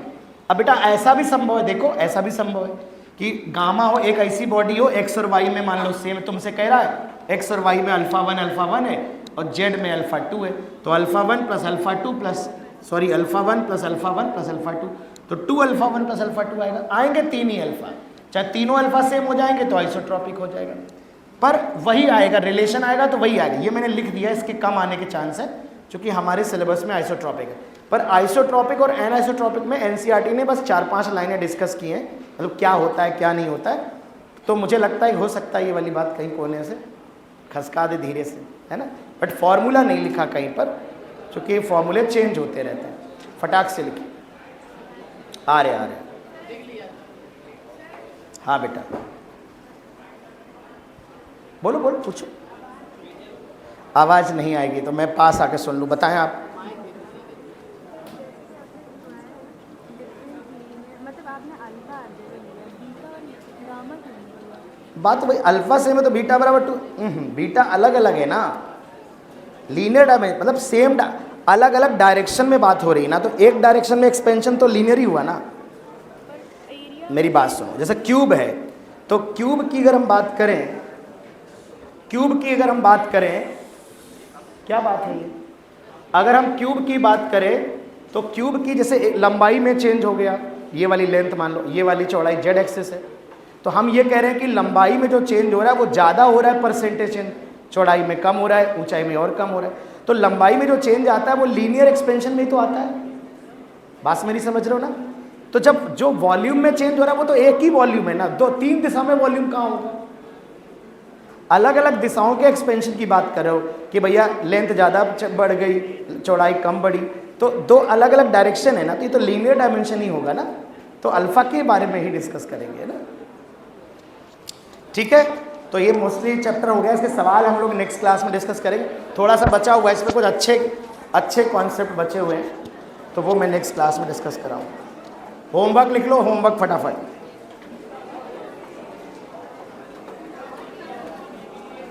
तुरंत भेज रहा हूँ मैं, पीडीएफ से होमवर्क करके आना है, और मैं क्वेश्चन नंबर टिक करा रहा हूँ, तुरंत टिक करो, हिलेगा नहीं कोई, मैं खून कर दूंगा अगर हिल गए। कहाँ गया,